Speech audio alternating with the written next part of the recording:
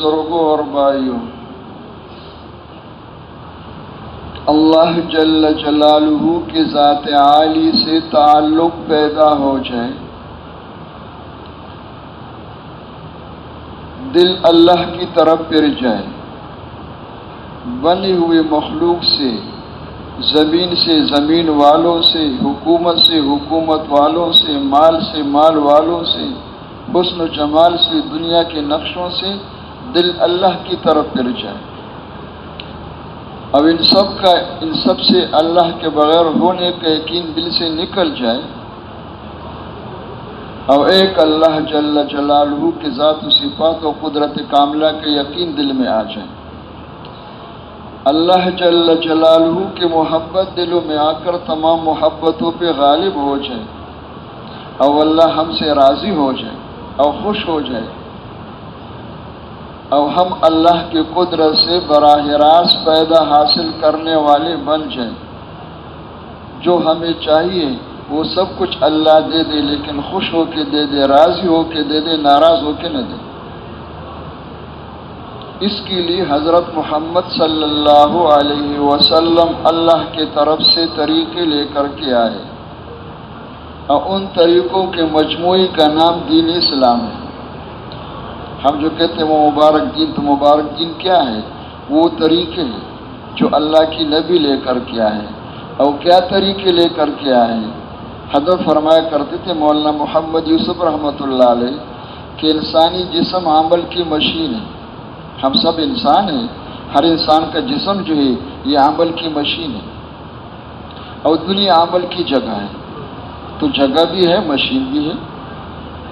اب اس انسان کے جسم کے استعمال ہونے کا نام عمل ہے، لیکن اعمال دو قسم کے ہوتے، اعمال صالحہ، اعمال سیئہ۔ اعمال صالحہ تو دنیا آخرت دونوں میں کامیابی اور اللہ کو راضی کرنے کا ذریعہ ہے، اور اعمال سیئہ جو ہے وہ دونوں جہان میں تباہی بربادی اور اللہ کے ناراض ہونے کا ذریعہ ہے۔ تو اللہ کے نبی کیا طریقے لے کر کے آئے؟ اس انسانی جسم کو، اس انسانی مشین کو ہر جگہ استعمال ہونے کے طریقے، صرف نماز میں نہیں، یعنی کہ مسجد میں ہم اللہ کے، بازار میں غیر اللہ کے۔ نماز میں تو محمدی بن کے نماز سنت کے مطابق، اور کاروبار میں یہودی بن کر کے سب کچھ سود پہ کرو۔ نماز روزے میں تو سنت کے مطابق ہے، اور گھر کی پوری زندگی یہود و نصارہ کے طریقے پر ہے۔ مصلی کے اوپر تو اور سنت کے مطابق ہے، لیکن غم خوشی میں یہودوں کی طریقے بھی، ہندوؤں کی بھی ہے، سکھوں کی بھی ہے۔ تو ہمارے بزرگ فرمایا کرتے تو معجون مرکب ہے، یہ دین کس نے سکھایا ہے؟ یہ وہ دین ہے جو اللہ کے نبی لے کر کے آئے تھے۔ اللہ کے نبی حضرت محمد صلی اللہ علیہ وسلم ہر جگہ کے لیے، کوئی جگہ خالی نہیں ہے۔ یہاں تک کہ حضرت کے بیانات میں ہے کہ اس انسانی مشین کے استعمال ہونے کی جو سب سے آخری جگہ وہ بیت الخلا ہے۔ اس گرمی میں جانے کے لیے کوئی بھی تیار نہیں ہے، لیکن کیا کرے، بادشاہ بھی جا رہے ہیں، غریب بھی جا رہے ہیں۔ حضرت فرمایا کرتے تھے کہ بیت الخلا کے 36 آداب ہیں، اور پھر جاننے والوں کے لیے کتاب کا حوالہ بھی دیا ہے کہ علامہ طحطاوی رحمۃ اللہ علیہ نے مراکز الفلاح کے حاشیے میں سب کو جمع کیا ہے۔ تو اس سے اندازہ لگاؤ کہ جب بیت الخلا میں اپنی حکومت نہیں ہے، وہاں ہم آزاد نہیں ہیں، تو بتاؤ کون سی جگہ جو احکامات سے خالی ہے؟ اور ہم کہاں کا استعمال ہو رہے ہیں؟ ہر ایک اپنے آپ کو دیکھ لے، اور وہاں کے احکامات کیا ہے وہ سب کا سیکھنا جو جہاں استعمال ہو رہا ہے سب پہ فرض ہے، اس میں کوئی گنجائش نہیں ہے۔ اور صرف ان کا سیکھنا نہیں ہے، سیکھنا تو ہوتا ہے کرنے کے لیے، ورنہ وہ سیکھنا وبال بن جائے گا، حجت بن جائے گی۔ تو اس کے لیے اللہ کے نبی صلی اللہ علیہ وسلم طریقے لے کر کے آئے ہر جگہ کے لیے۔ جب ان والے طریقے زندگیوں میں آئیں گے، اور زندگی میں آنے سے مراد کاپی میں لکھنا یاد کرنا نہیں ہے، یہ اس کا علم ہے۔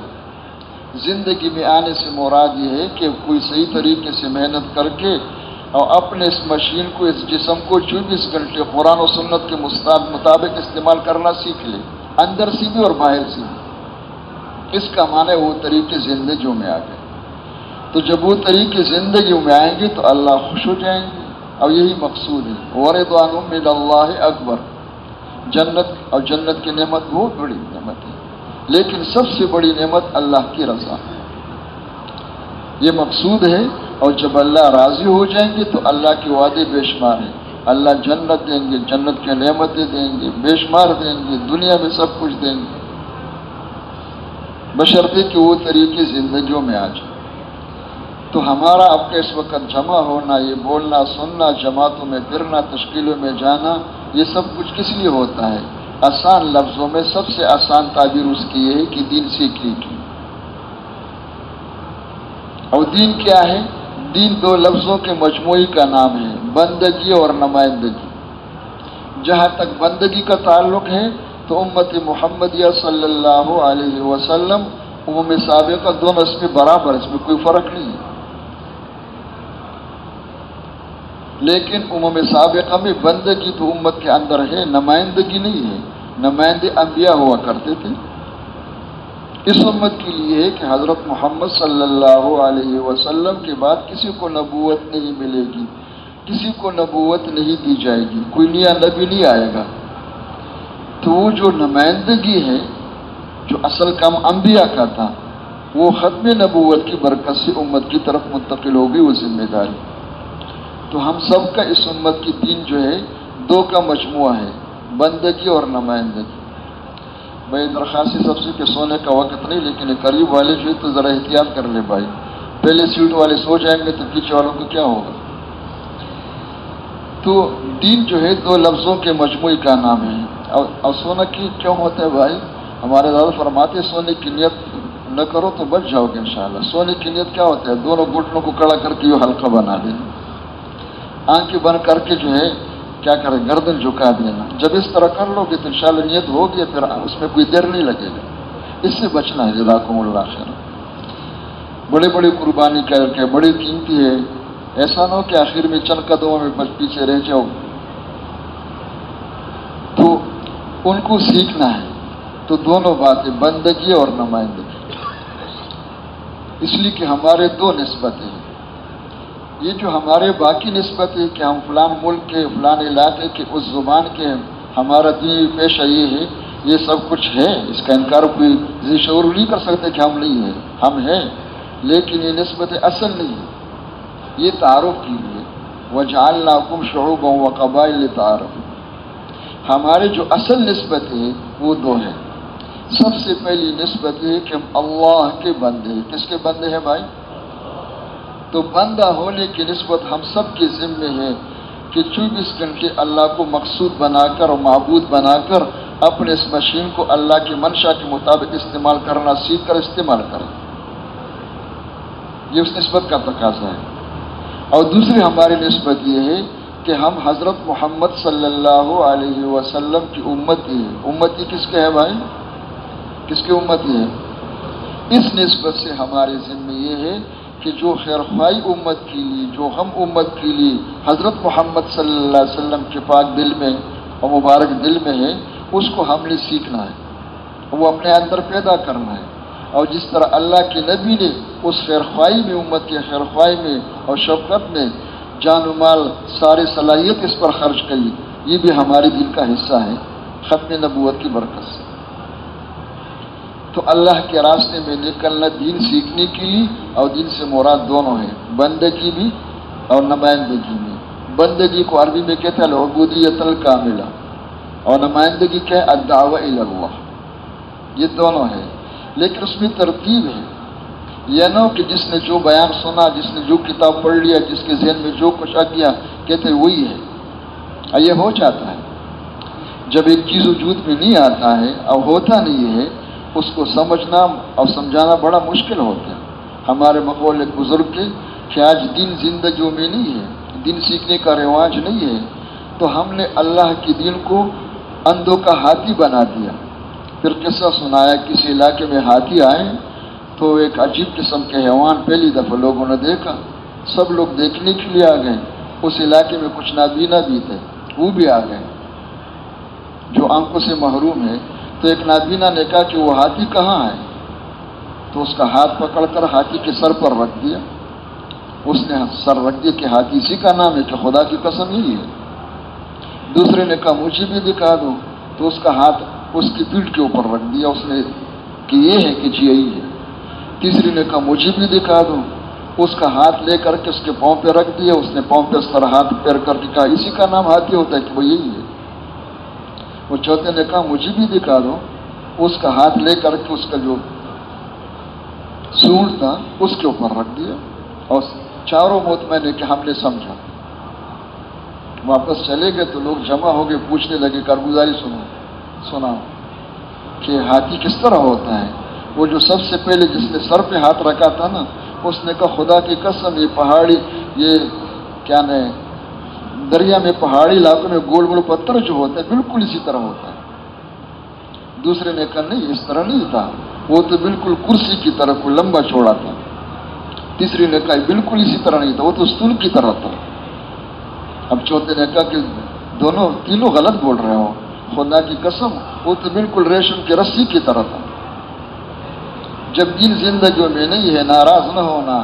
جس کی کوپڑی میں جو کچھ بیٹھ گیا، جس نے جو سمجھا کہ تو اسی کا نام ہے بس، اور کو ماننے کے لیے تیار نہیں ہے. اور دین اس مجموعی کا نام ہے، جمیع ما جاء بہ النبی صلی اللہ علیہ وسلم. ہمارے خیالات کا اور ہمارے رواج کا نام دین نہیں ہے جو اللہ کے نبی لے کر کے ہیں. یہ نقل و حرکت جو ہے اور یہ سننا کہنا جو ہے اس کو سیکھنی چاہیے. اور سیکھنے سے مراد یاد کرنا نہیں ہے. دین جو ہے وہ الفاظ نہیں ہے، عملی زندگی ہے. وہ سیکھنے سے آتا ہے. جتنے عملی کام ہوتے ہیں معمولی سی بات ہے. روٹی پکانا سننے سے آتا ہے یا لکھنے سے آتا ہے؟ ساری زندگی سنتے رہو، لکھتے رہو، کاپیوں سے کاپی بھر دو، لیکن جب تک سیکھا نہ ہو ایک روٹی بھی نہیں پکا سکتے. آٹا گولنا کس سے آتا ہے؟ وہ تو سیکھنے سے آتا ہے. موٹر سائیکل چلانا، گاڑی چلانا، اس بارے میں تو سب کا ذہن صاف ہے. لیکن جب اپنی مشین کے استعمال کرنے کا موقع آ جائے تو پتہ نہیں دماغوں پہ کیا پردہ پڑ گیا ہے. وہ سمجھتے کہ خود بخود انشاءاللہ اس طرح میٹر چالی میں بن جاؤں، یا زیادہ سے زیادہ شوق ہے لکھنے کا، لکھنا شروع کر دے کہ ہو جائے گا، بس میں نے سب کچھ جمع کر لیا. تو دین سیکھنے سے آتا ہے. اور سیکھنے کے لیے طریقہ متعین ہے، اس میں سوچنے کی بات نہیں ہے، وہ بدلتا نہیں ہے. سیکھنے کا طریقہ ایک ہی ہے. اس کے لیے دو اعمال ہیں، دین سیکھنا کہو، انسان بننا کہو، اصلاح نفس کہو، تزکیہ کہو، جو بھی نام رکھو، الفاظ کا فرق ہے. اس کے لیے دو عمل ہیں، ایک دعوت ہے، ایک دعا ہے. دعوت اور دعا. اور سیکھنے کی جگہ اور بننے کی جگہ وہ ایک ہے، ایک جگہ ہے، دو اعمال ہے. اعمال تو دعوت اور دعا ہے، اور جگہ مسجد ہے. ہمارے بزرگوں نے جو نصاب بنایا 4 مہینے، 7 مہینے اور سال کا اور 4.5 مہینے کا، یہ کورس نہیں ہے. ہم نے فرمایا کرتے یہ کورس نہیں ہے. کورس تو جانتے ہو نا کہ بھی اتنے سال لگا کہ فارغ ہو گیا وہاں سے، بس آگے کچھ نہیں، بس ختم ہو گیا. فرماتے جو نصاب ہم نے مقرر کیا یہ کورس نہیں ہے.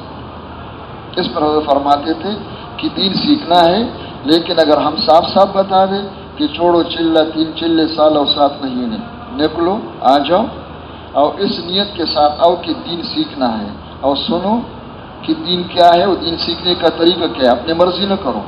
اور پھر آپ کی تشکیلیں کریں گے مختلف علاقوں میں، مختلف طبقات میں. واپسی پر کارگزاری بھی سنیں گے، تلاشی بھی لیں گے. اس طرح آنا جانا ہوگا. وقت کو مت دیکھو اور ہم بھی نہیں دیکھیں گے.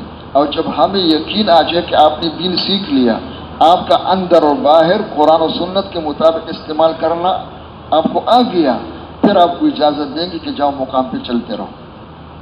فرماتے اگر اس طرح صاف صاف بتا دیں تو حضرت نے فرمایا کہ انشاءاللہ کل تک ایک بھی نظر نہیں آئے گا.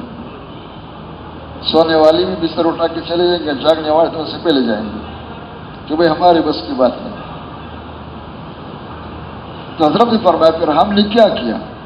جس طرح دنیا میں دین سیکھنے کا رواج نہیں ہے، فنون سیکھنے کا رواج ہے، ڈاکٹری سیکھنے کا، انجینئرنگ سیکھنے کا، قانون سیکھنے کا، وہ باقی جتنے ہیں، اور اس پر بلا مبالغہ 20 سال لگاتے ہیں. وہ چلوں کا مسئلہ نہیں ہوتا ہے، 20 سال لگاتے اور کروڑوں کا خرچہ ہوتا ہے اور امتحان پہ امتحان ہوتا ہے. آخر میں جو ہے اگر آخری امتحان میں پاس ہو جائے، اگر فیل ہو گیا تو خسرت دنیا والآخرہ، نہ خدا ہی ملا نہ وصال صنم. لیکن اگر پاس ہو جائے تو وہ ادارہ کو ایک کاغذ دیتے، بس اس کاغذ پر جنت کے دروازے تو نہیں کھولیں گے، کوئی تعلق نہیں جنت کے ساتھ. قیامت کے دن تو پلاسٹک کی کرسی بھی نہیں ملے گی اس پر. قبر میں دکھا دو تو کچھ نہیں ہوگا.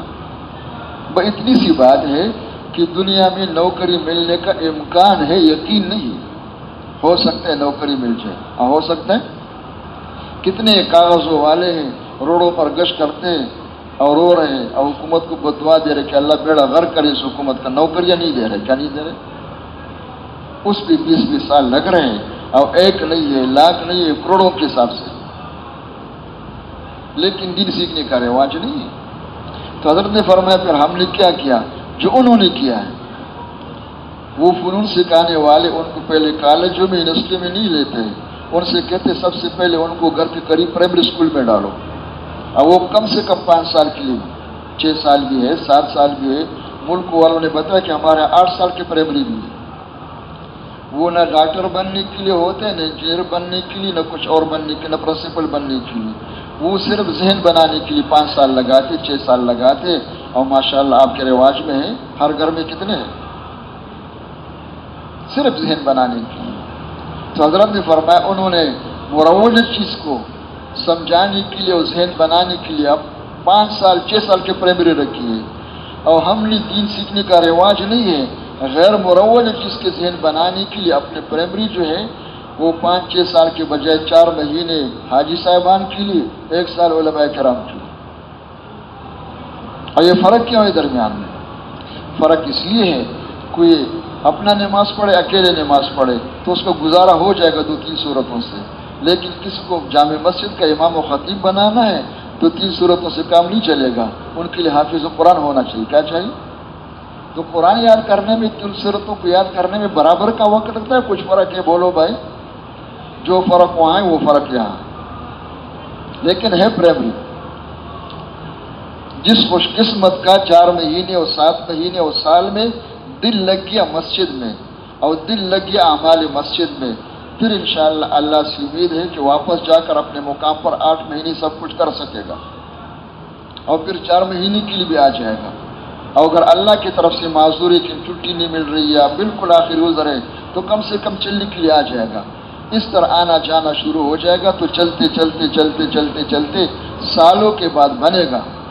1 سال میں نہیں بنتا ہے، کوئی دھوکے میں نہ آئے. اور بن جاتے ہیں لیکن دھوکے والے بن جاتے ہیں. حضرت فرمایا کرتے تھے ہمارے تبلیغ میں دھوکے والے بہت جلدی بن جاتے ہیں. اور اکثر کو دھوکہ لگ جاتا ہے کہ میں بن گیا ہوں. اور بننا کیا ہوتا ہے کہ جو دن زندگیوں میں امت میں نہیں ہے وہ شکر اس ماحول میں ہے. شکل بھی بن گیا الحمدللہ. نوجوان کالج کی پگڑی بھی باندھ لیتے. کیا باندھ لیتے ہیں؟ کچھ بولنا بھی آ گیا، کچھ الفاظ بھی یاد ہو گئے تو مطمئن ہو گئے کہ اللہ کا شکر ہے. عربی کا مقولہ ہے الاور فی بلاد العمیان ملک، جس کا اپنا ترجمہ کیا ہے اپنی زبان میں کہ اندھوں میں کانا راج ہی ہوتا ہے. آپ نے بھی دیکھا ہوگا پسماندہ علاقوں میں، دور کے علاقوں میں جب کوئی ڈاکٹر نہیں ہے، کوئی حکیم نہیں ہے، کوئی دواخانہ نہیں ہے، ان دیہاتیوں میں سے کسی کو 5-6 دوائیوں کے نام یاد ہو جائے اور ٹیکہ لگا سکے تو دیہات والے اس کو کیا کہتے ہیں؟ کیا کہتے ہیں اس کو؟ اللہ کا خوف کرے ڈاکٹر ہے. اور وہ اپنے آپ کو کیا سمجھتے ہیں کہ میں ڈاکٹر ہوں. کیا ہوں؟ کوئی قرآن پڑھنے والا دیہاتی علاقے میں نہیں ہے. کسی ایک مسلمان کو غلط 2-3 صورتیں یاد ہو جائے، وہ دیہات والے اس کو کیا کہتے ہیں؟ کوئی مولوی صاحب کہتے ہیں، کوئی قاری صاحب کہتے ہیں، کوئی حافظ صاحب ہے.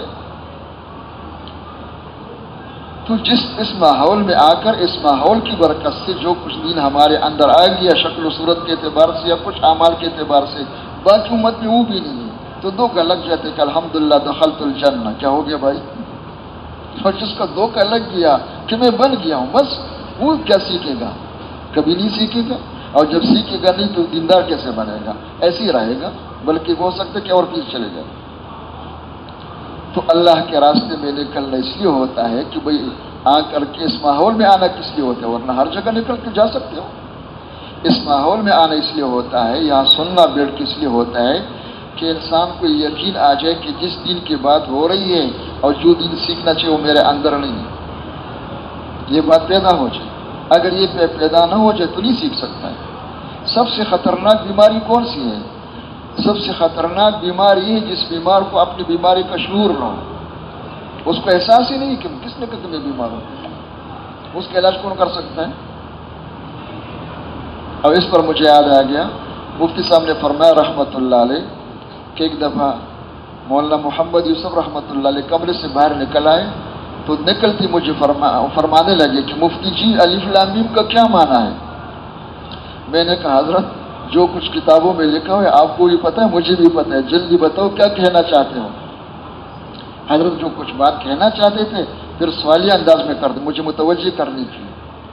تو میں نے کہا ٹھیک ہے کتابوں میں لکھا ہوا ہے، وہ میں یہ کہنا چاہتا ہوں کہ آج میں تلاوت کر رہا تھا تو میں نے قرآن ختم کیا، میرا معمول تھا اپنے منزل جو ہے، تو میں نے حال مرتحل کے طور پر دوبارہ شروع کر دیا۔ جب سورہ بقرہ میں نے شروع کر دیا تو سب سے جملہ زبان پہ آ گیا الف لام میم۔ اب ذہن میں آیا اس کا معنی کیا ہے؟ تو ذہن میں تو پہلے سے موجود تھا کہ جمہور اہل سنت کا مسلک یہ ہے کہ اللہ اعلم، ہم نہیں جانتے کہ الف لام میم کا معنی کیا ہے، کون جانتا ہے بھائی؟ تو پھر یہ بھی ذہن میں آیا کہ سب سے پہلے اس جملے کو لایا ہے، اس میں پتہ نہیں کتنی حکمتیں ہوں گے اللہ پاک کی طرف سے، اس کے احاطہ تو ہم نہیں کر سکتے، لیکن یہ بتانے کے لیے بتایا تھا کہ اس کتاب سے کچھ لینا چاہتے ہو تو پہلے دل سے کہو کہ میں نہیں جانتا ہوں۔ جو کہتے ہیں کہ میں جانتا ہوں محروم رہے گا، پہلے کہو کہ میں نہیں جانتا ہوں۔ کون جانتا ہے؟ سبحانک لا علم لنا الا ما علمتنا، یہ بات سب سے پہلے سیکھنی تھی، اس سے طلب پیدا ہوتا ہے، اس سے توجہ ہوتا ہے، ورنہ انسان دھوکے میں رہتا ہے کہ میں سب کچھ جانتا ہوں۔ ویسے زبان سے کہہ دے کہ ہم سیکھنے والے ہیں، وہ سیکھنے والے نہیں ہوتے۔ تو اس طلب پیدا ہو جائے، اور پھر سیکھنے میں کیا ہے؟ سب سے پہلے سیکھنے کی چیز ایمان اخلاص ہے۔ دیکھو اعمال تو بے شمار ہے، اس کا شمار ممکن ہے، کتنے ہیں عبادات میں، کتنے ہیں معاملات میں، کتنے ہیں معاشرت میں، کتنے ہیں اخلاقیات میں، کتنے ہیں، لیکن کوئی عمل مجھے بتاؤ جو اخلاص کے بغیر قبول ہو جائے۔ جتنے اعمال ہیں، لاکھوں اعمال ہے تو سب کے لیے اخلاص ضروری ہے، اور اخلاص ایمان کے بغیر ہوتا نہیں ہے۔ تو یوں سمجھو کہ دین کا وجود ایمان اخلاص پر ہے، ایمان اخلاص کے بغیر اعمال صالحہ وجود میں نہیں آ سکتے۔ اور بقول مفتی صاحب رحمۃ اللہ علیہ کے کہ اگر ایمان اخلاص کے بغیر وہ تو نہیں سیکھا ہوا ہے، کچھ اعمال کر رہے ہیں تو فرمایا وہ اعمال اصلی نہیں ہوتے، وہ سارے اعمال پلاسٹکی ہوتے۔ پلاسٹک کے انگور دیکھے ہیں، بڑے بڑے دانے ہوتے ماشاءاللہ، سرخ رنگ کی بھی ہے، کالے رنگ کی بھی ہے، اصلی انگور اس طرح نہیں ہوتے، اس سے بہت زیادہ۔ کھجور بھی ہوتے ہیں، انار بھی ہوتے ہیں، کیلے بھی ہوتے ہیں، لیکن سارا پلاسٹک کا مال۔ فرمایا ایک آدمی سے میں نے کہا کہ اللہ کے بندے 20-40 سال آپ کی تبلیغ میں ہو گئے، کچھ ایمان اخلاص سیکھو۔ اس نے کہا مفتی صاحب وہ تو ہے نہیں، باقی شکر ہے چل رہے ہیں اور کر رہے ہیں۔ میں نے کہا چل نہیں رہے ہو، کر نہیں رہے ہو، زندگی تباہ کر رہے ہو، لیے ہمارے ساتھ معاونت کرے، جگہ برباد کر رہے ہو، ایمان اخلاص کے بغیر کیسے چل رہے ہو؟ اور فرمایا کہ ایک نہیں تقریباً سب کی زبانوں پر یہ کہ ہو رہا ہے، کر تو رہے ہیں نا، کر نہیں رہے، یہ ہو کہ نہیں ہے میں سیکھ رہا ہوں، تب یہ باتیں پیدا ہو۔ اب اس کے لیے پھر دعوت ہے، اور دعوت بھی پھر دو باتیں ہیں۔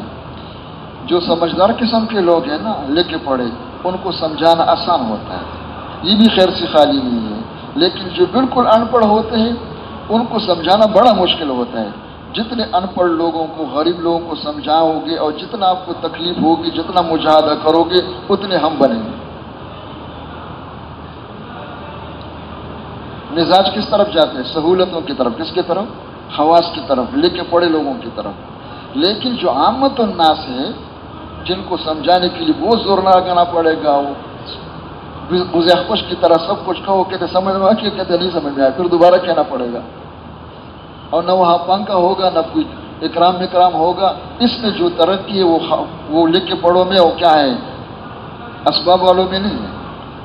اللہ کرے میرا بھی جی لگ جائے، آپ کا بھی جی لگ جائے، جی لگ جائے تو کوئی مشکل نہیں ہے، جن لوگوں کو پیسہ کمانے کے لیے جی لگا ہوا ہے، اس سخت گرمی میں سارا دن تندور کے سامنے کھڑے ہو کر کیا کرتے ہیں؟ روٹیاں پکا رہے ہیں۔ کتنے وہ کمپنیاں، فیکٹریاں ہیں، اس کے اندر لوہے کا کام ہو رہا ہے، وہ اس لوہے کو سر کے اوپر آگ کو لے کے جا رہے ہیں، اس گرمی میں جا رہے ہیں، اور بڑے خوش ہیں کہ شکر ہے برسر روزگار ہے، کیا ہے، اچھی کا تنخواہ، اچھی خاصی تنخواہ ہے۔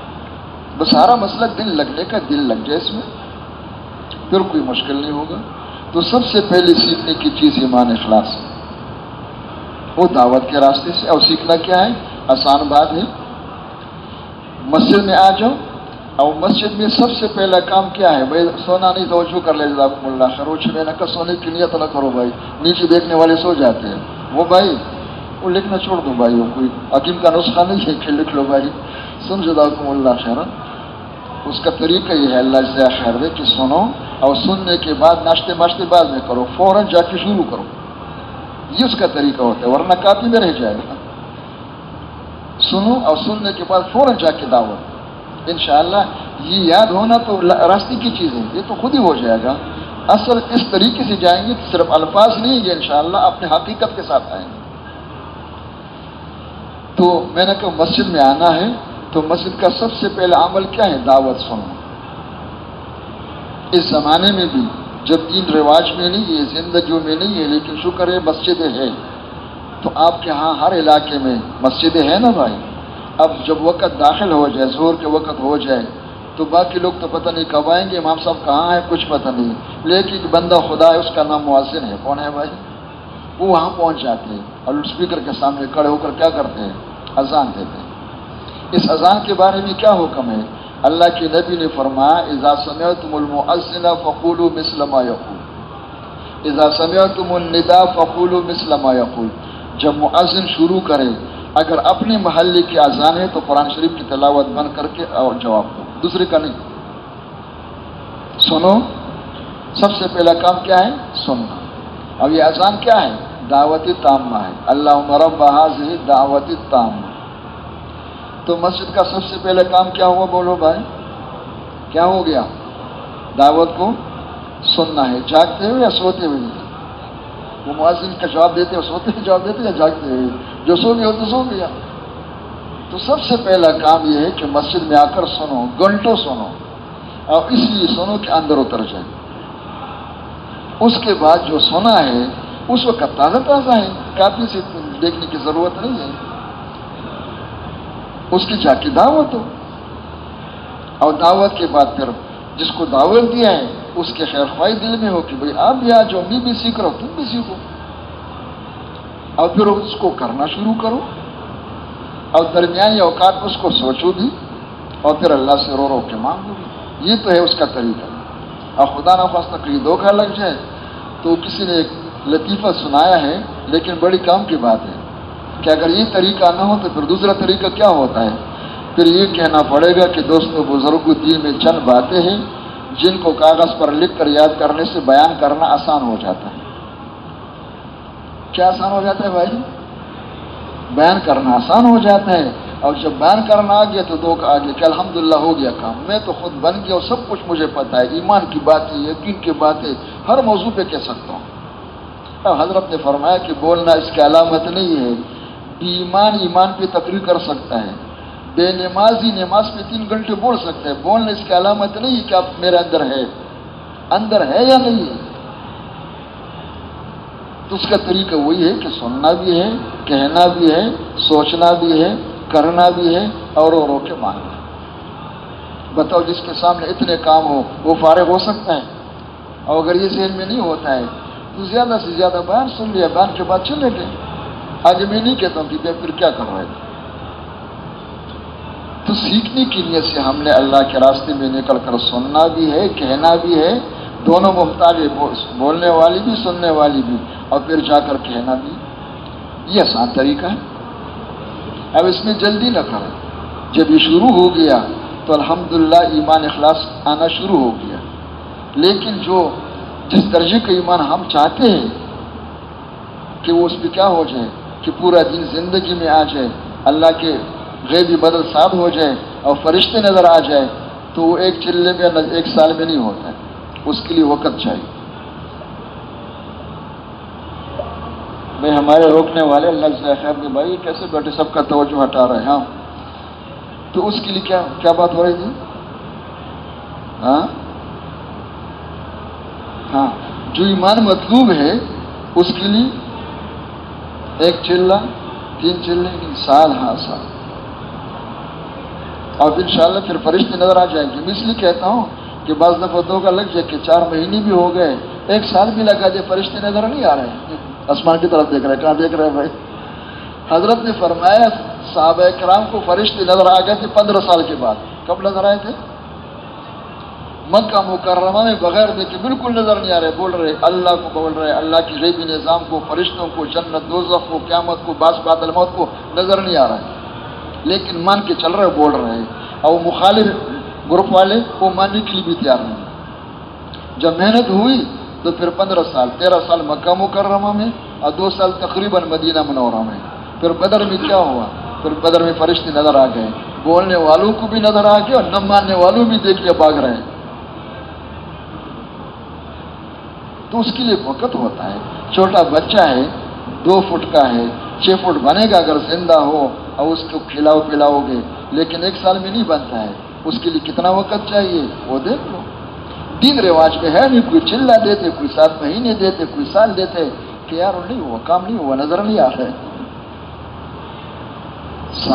سال چاہیے. میں نے شروع میں عرض کیا تھا کہ حضرت نے فرمایا کہ یہ نصاب کیا ہے، یہ کورس نہیں ہے، لیست دورہ.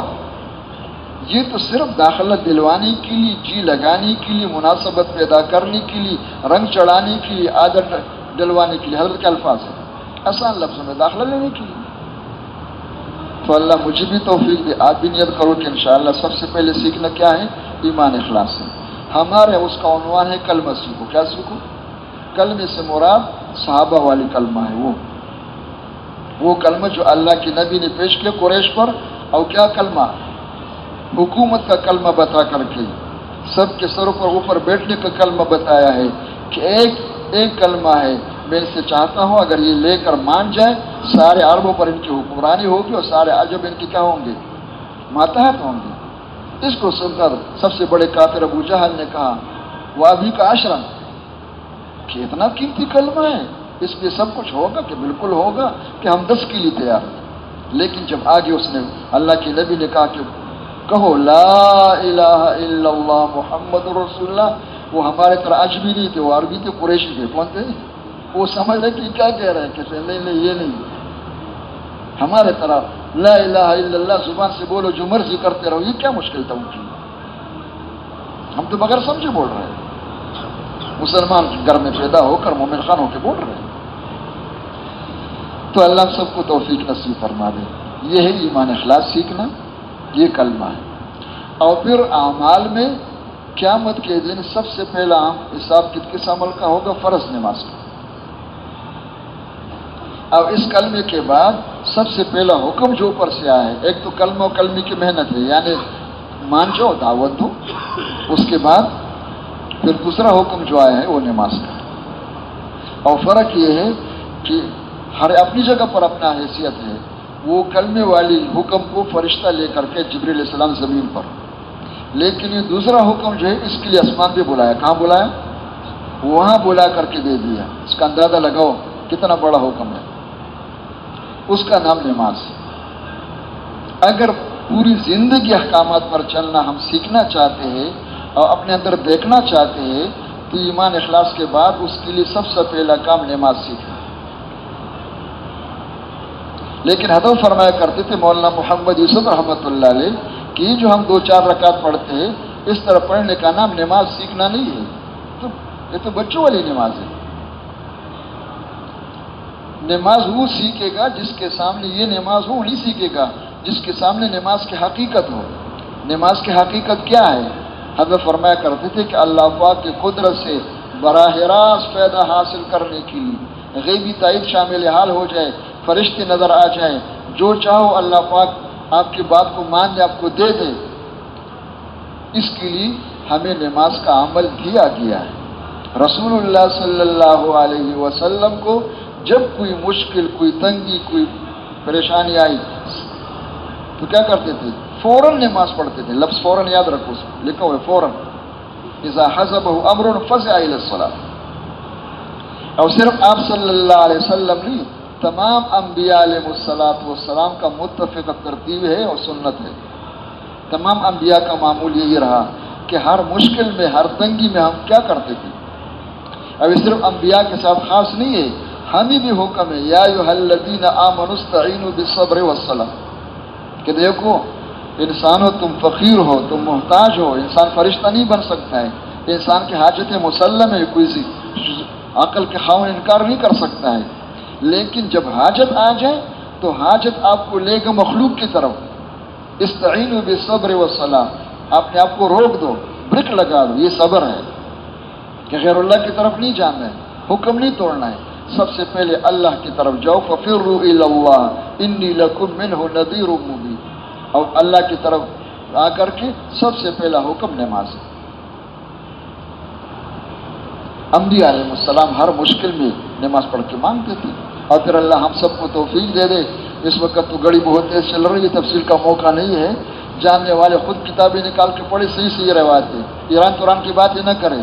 اب یہ بھی خدا کے واسطے بیان نہ کرے، موضوعات تک بات چل رہی ہے، اس ممبروں سے ہو رہی ہے، بغیر تحقیق کے بول شروع کر دیتے نبی کے اوپر، انبیاء کے بارے میں. یہ بہت خطرے کی چیز ہے.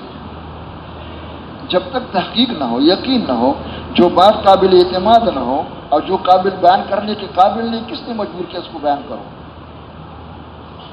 تو صحیح جو روایتیں ہیں، جو واقعی ہر فن کے لوگ ہوتے ہیں، ان فن والوں نے کہا کہ بالکل ٹھیک ہے، ان کو پڑھو. اللہ مجھے بھی توفیق دے، آپ کو بھی. میں صرف اشارہ کر دیتا ہوں. سلیمان علیہ السلام نے نماز پڑھ کر کے ہاتھ ملا کر دعا مانگی. قرآن میں ہے، ادھر ادھر کی بات ہی نہیں ہے. کیا دعا مانگی؟ رب اغفر لی وہب لی ملکا لا ينبغی لأحد من بعدی. مانگنا انبیاء کو آتا ہے، یا جو دین کے کام کرنے والے ہوتے ہیں ان کو مانگنا آتا ہے. کہ مانگنے کی چیز کیا ہے؟ سب سے پہلے آخرت مانگو. اور نبی کی مغفرت کیا ہے؟ رفع درجات. آخرت مانگی. اور پھر دنیا کی کیا مانگی؟ کہ اللہ مجھے سلطنت دے دے، حکومت دے دے. بھائی یہ سونے والے بھی ذرا متوجہ ہو کے سنے اللہ سے آخرت. وہ کیا ہوتا ہے نا، وہ آپ نے قصہ سنا ہوگا، کسی کو بھوک لگی ہوئی تھی تو اس سے کسی نے پوچھا حساب کے بارے میں کہ بھائی جان دو کیا ہوتا ہے؟ اس نے کہا 4 روٹیاں. کیا ہوتا ہے بھائی؟ وہ اندر جو کچھ تھا اسی کے ذہن سے بول رہے تھے. جب یہاں سلیمان علیہ السلام کی دعا ہم نے سن لی ہے نا، کہتے اللہ نوکری دے رہے. کیا دے رہے؟ وہ بادشاہت مانگ رہے یا نوکری مانگ رہے؟ کیا مانگ رہے ہیں؟ اور اگر نوکری مانگ رہے ہیں تو کہتے نبی نہیں مانگتے. ذرا غور سے سن لو فرق کیا ہے. ہمارے حضرات فرمایا کرتے تھے کہ اگر دین کے 100 حصے ہو جائیں، بطور مثال 100 حصے ہو جائے تو 100 حصوں میں سے 75 حصوں کے لیے حکومت کی ضرورت نہیں. اس کے لیے نہ طاقت کی ضرورت ہے، نہ اسلحہ کی ضرورت ہے، نہ مال کی ضرورت ہے. وہ ہوگا دعوت و دعا کے راستے سے 75%. جہاں تک 25% دین کا حصہ ہے، بے شک اس کے لیے حکومت چاہیے اور طاقت چاہیے. لیکن وہ حصہ ہے جس کا تعلق بدماشوں کے ساتھ ہے. کس کے ساتھ ہے بھائی؟ بدماشوں کو ٹھیک کرنا، ان کو سیدھا کرنا، ان کو سزا دینا، شرابیوں کو، زانیوں کو، ڈاکوؤں کو، اور اللہ کے دشمنوں کو، کافروں کی گوشمالی کرنا. اس کے لیے وہ کیا عوامر ہے 25%. اس کے لیے طاقت چاہیے. کیا چاہیے؟ تو اللہ کے نبی جو حکومت مانگ رہے تھے، ہمارے والی حکومت نہیں کہ وہ فلان کرسی مل جائے اور نام نبی کا لے رہے. کس کا لے رہے بھائی؟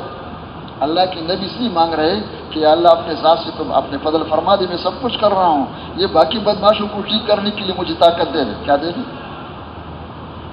اب یہ بھی سن لو، ہمارے بزرگ فرمایا کرتے تھے کہ وہ جو ان 25% احکامات کو نافذ کرنے کے لیے اور ان کو چلانے کے لیے وہ لوگ ہوں گے جو 75% پر چل کر کے دکھا دیں. یہ ذرا غور سے سن لو. یہ نہ کہ 75% تو آپ لے لو، یہ 25% والے ہمیں دے دو انشاءاللہ، تاکہ کرسی مجھے مل جائے، گاڑی مل جائے. کیا مل جائے؟ یہ اللہ کے ساتھ معاملہ ہے، کسی اور کے ساتھ نہیں ہے. مخلوق کو تو دھوکہ دے سکتے ہو، ہیرا پھیری کر سکتے ہو، اللہ کے سامنے نہیں چل سکتا ہے، اس لیے نہیں ہو رہا ہے. مسلمان من حیث الامت جو ہے کیوں محروم ہے؟ وہ جو ہے وہ دھوکہ ہے، وہ حقیقت نہیں ہے. اس لیے ہوتے ہے کہ اپنی زندگی میں جب احکامات پر نہیں چل رہے، رسمی طور پر چل رہے ہیں، پوری دنیا کے حوالے کر تو کیا کرے گا؟ ورنہ آج اگر وہ بیعت پیدا ہو جائے تو انشاءاللہ آج ہی ہو جائے گا۔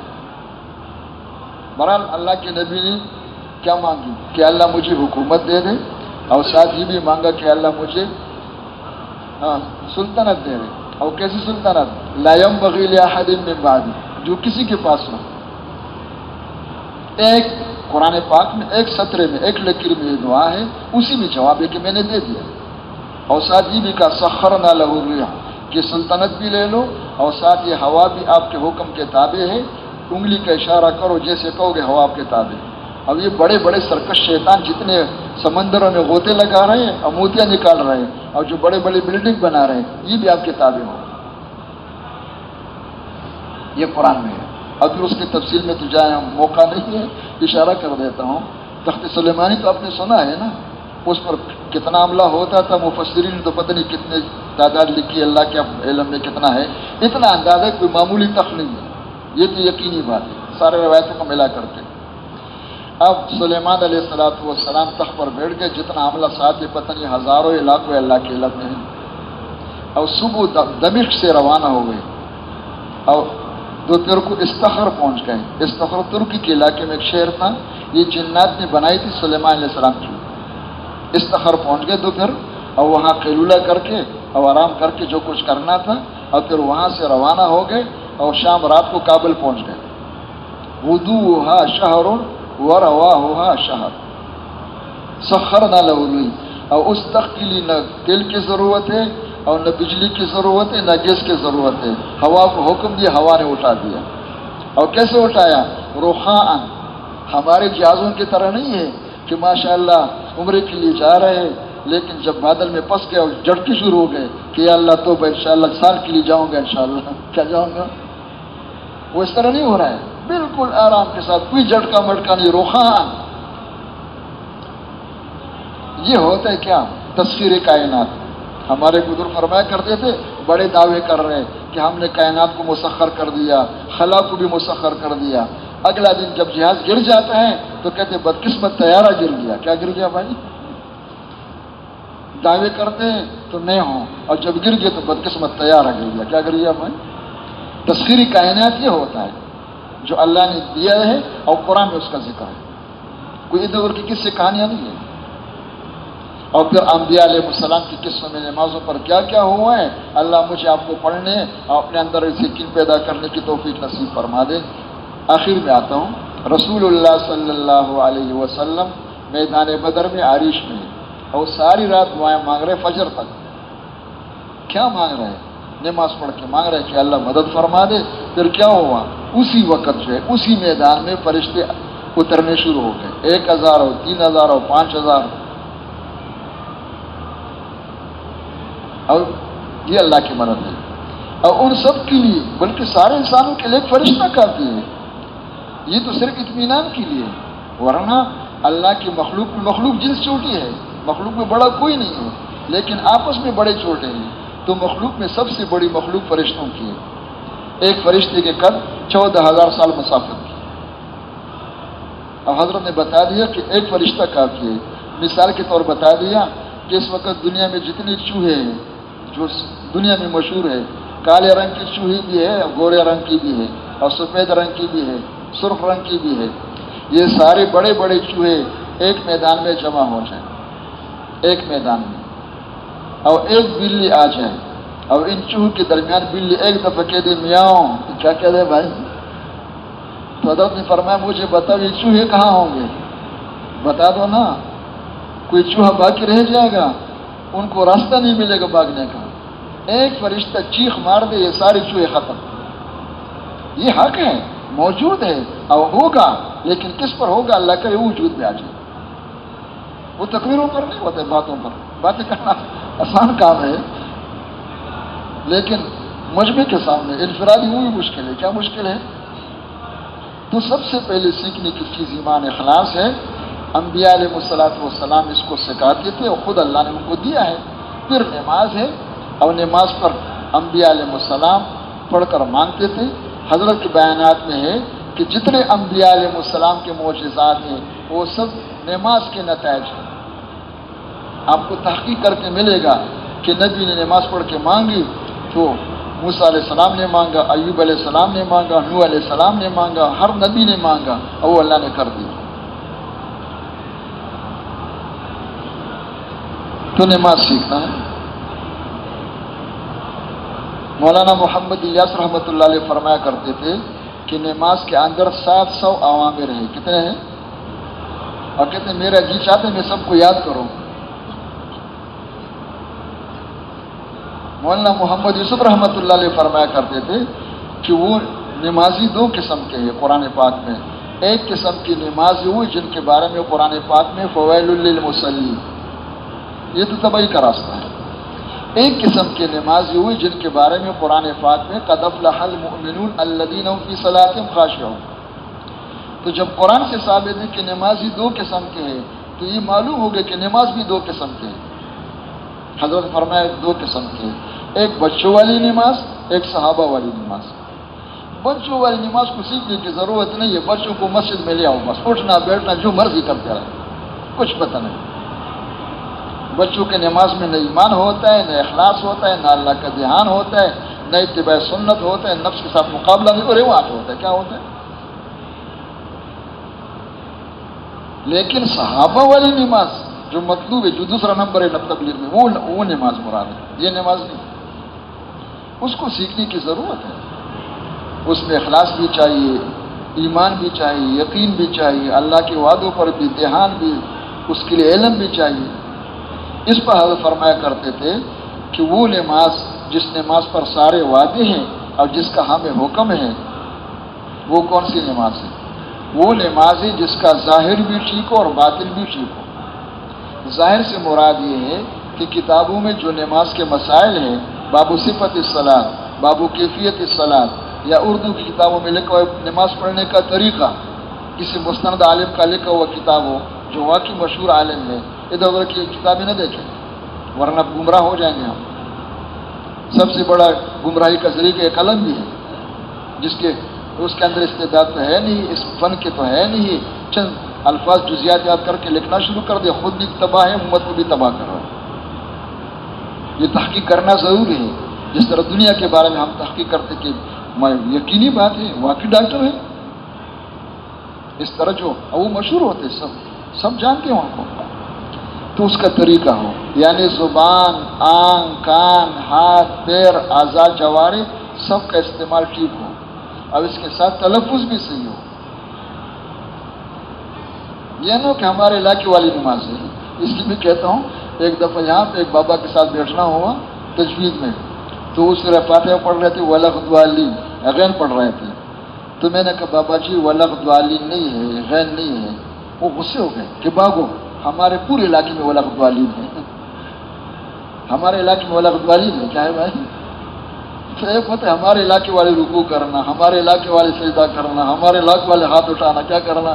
علاقے والی وضو تو ہے، اللہ کا شکر ہے. وہ صحابہ والی ہے یا نہیں ہے؟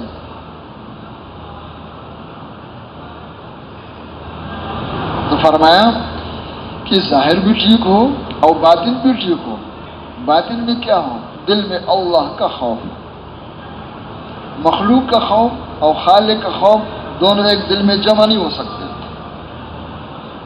اور خوف سے مراد وہ خوف ہے جو احکامات پر رکاوٹ، چلنے میں رکاوٹ بن جائے.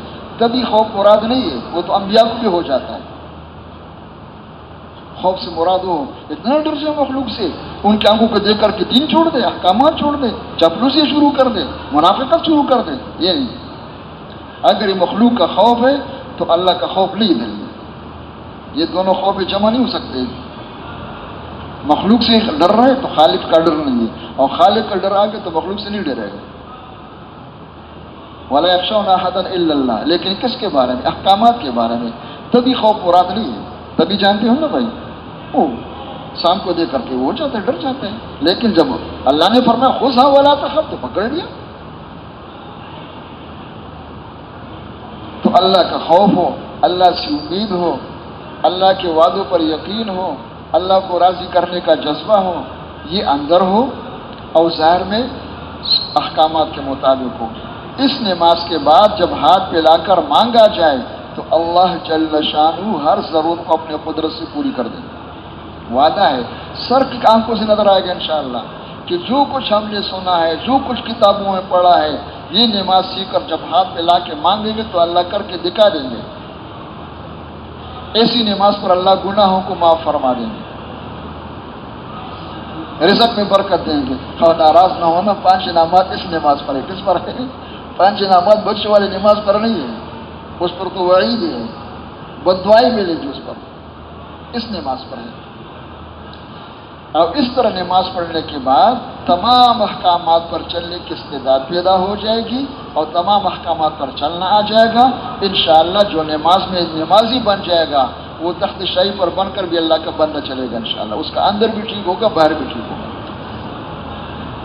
حضرت عمر رضی اللہ عنہ نے اپنی زمانہ خلافت میں گورنروں کے نام پیغام لکھ کے دیا، ان اہم امور عندکم الصلاۃ۔ کوئی زاویہ کونے میں بیٹھنے والوں کو نہیں لکھا ہے، گورنروں کو لکھا، جو میدان میں ہے، جو واقعی صحابہ ہے، جو واقعی دین نافذ کر رہے ہیں اور جو واقعی اللہ پہ جان دینے والے، ان کو لکھا ہے ان اہم امور عندکم الصلاۃ۔ موطا امام مالک کی روایت ہے، جو اس نماز کا حفاظت کرے گا فهو لما سواها احفظ، انشاءاللہ باقی احکامات میں انشاءاللہ وہ بھی صحیح چلے گا۔ ومن ضيعها فهو لما سواها اضيع، پر چلنے کا دروازہ کھل جائے گا۔ تو بے نیت کرو کہ ہم نے کلمہ بھی سیکھنا ہے، نماز بھی سیکھنا ہے، لیکن کون سا کلمہ نماز، بچوں والی یا صحابہ والی؟ تو حضرت کی طرف سے جو تھا میں نے بیان کر دی کہ وہ صحابہ والا کلمہ وہی ہے اور صحابہ والی نماز وہ ہے۔ اس پر حضرت فرمایا کرتے تھے کہ یہ نماز جو ہے 6 محنتوں کے درمیان ہے، نہ یہ پلاسٹک میں بند کرنے سے آتا ہے، نہ کاپی میں لکھنے سے آتا ہے، نہ ہاتھ اٹھانے سے آتا ہے۔ یہ سب کچھ خیر ہے، لیکن آتا کس طرح ہے؟ فرمایا اس کے لیے 6 محنت ہے۔ کتنے محنت ہیں؟ جو ان 6 محنتوں کو کرے گا اس کو یہ نماز ملے گی۔ کتنے محنت ہے؟ 3 محنتیں نماز سے پہلے، اس نماز کو سیکھنے کی، نماز کو نماز بنانے کی۔ انشاءاللہ اگر وہ 3 محنتیں شروع ہو جائے تو صحابہ والی نماز آ جائے گی۔ اور 3 محنتیں اس نماز کے بعد اس نماز کو بچانے کے لیے، اس نماز کو محفوظ کرنے کے لیے۔ تو نماز 6 محنتوں کے درمیان ہے۔ کس کے درمیان ہے؟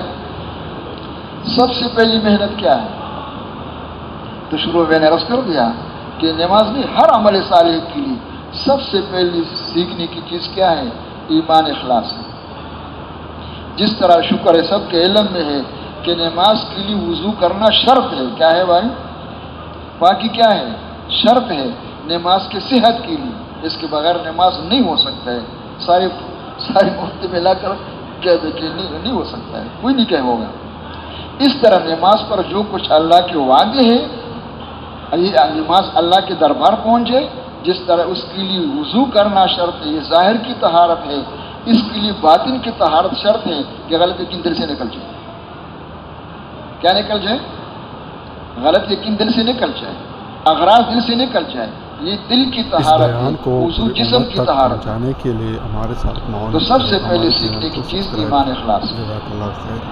اور سیکھنے کا طریقہ بالکل آسان ہے کہ کیا کرو بھائی، آ جاؤ مسجد میں اور کیا کرو، ایمان کی باتیں سنو اور جاؤ اس کی دعوت دو۔ تو سب سے پہلے سیکھنے کی چیز اس نماز کے لیے اور سب سے پہلی محنت ایمان اخلاص کی، دل میں یقین پیدا ہو جائے کہ اللہ جل جلالہ کائنات کے ہر ذرے کے اور ہر فرد کے خالق و مالک تنہا، لا خالق الا اللہ۔ اور اللہ جل جلالہ چیزوں کی بھی خالق ہے اور چیزوں کے اندر جو خاصیت ہے ان کی بھی خالق ہے۔ یہ ذرا غور سے سن لو، چیزوں سے انکار نہیں ہو سکتا ہے، چیزوں کے خاصیتوں سے بھی انکار نہیں ہو سکتا ہے۔ جس کا عقل ٹھیک ہو، باشعورت میں ہو، وہ انکار نہیں کر سکتا ہے۔ چیزوں کے اندر خاصیتیں ہیں، چیزوں کے اندر نفع نقصان ہے، کس نے رکھی ہے؟ اللہ نے رکھی۔ تو یہ ہمارے حضرات اس میں بہت مغالطہ لگ جاتے ہیں، لکھ کے پڑھوں کو، بولنے والوں کو۔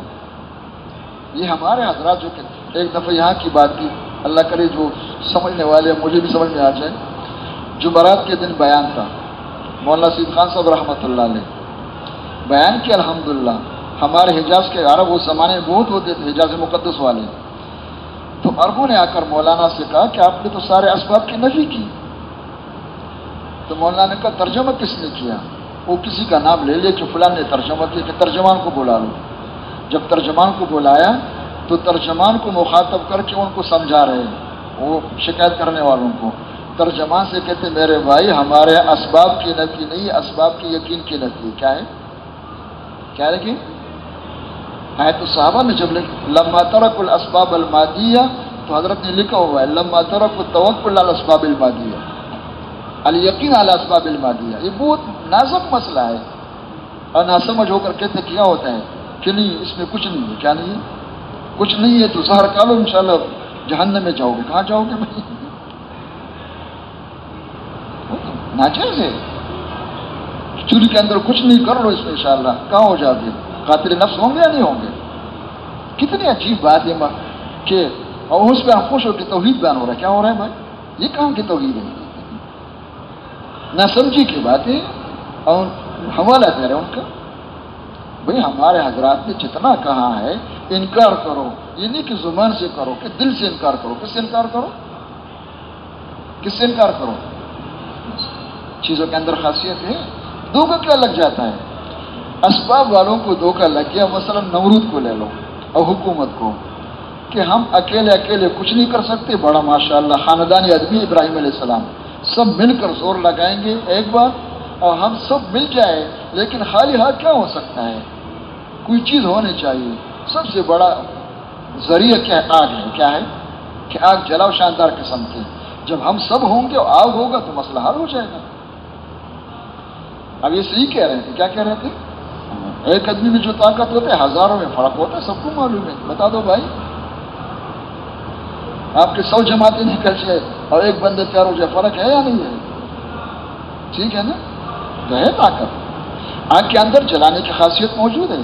اگر کسی کو شک ہو تو ذرا پاؤں رکھ دیں. کیا کر رہے بھائی؟ انشاءاللہ پھر دماغ ٹھیک ہو جائیں. کیا ہو جائیں گے بھائی؟ دھوکہ کیا لگ گیا ان کو؟ ان کو دھوکہ یہ لگ گیا کہ جب ہم ہوں گے، آگ ہوں گے، تو پھر ہمارے اندر طاقت ہے، آگ کے اندر جلانے کی خاصیت تو ہو جائے گا. ان کو یہ پتہ نہیں کہ مالک کون ہے. مالک کون ہے؟ ہمیں کس نے بنایا ہے؟ اکثریت کس نے ہمیں دی ہے؟ یہ آگ کے اندر خاصیت کس نے رکھی ہے؟ یہ ان کو پتہ نہیں تھا.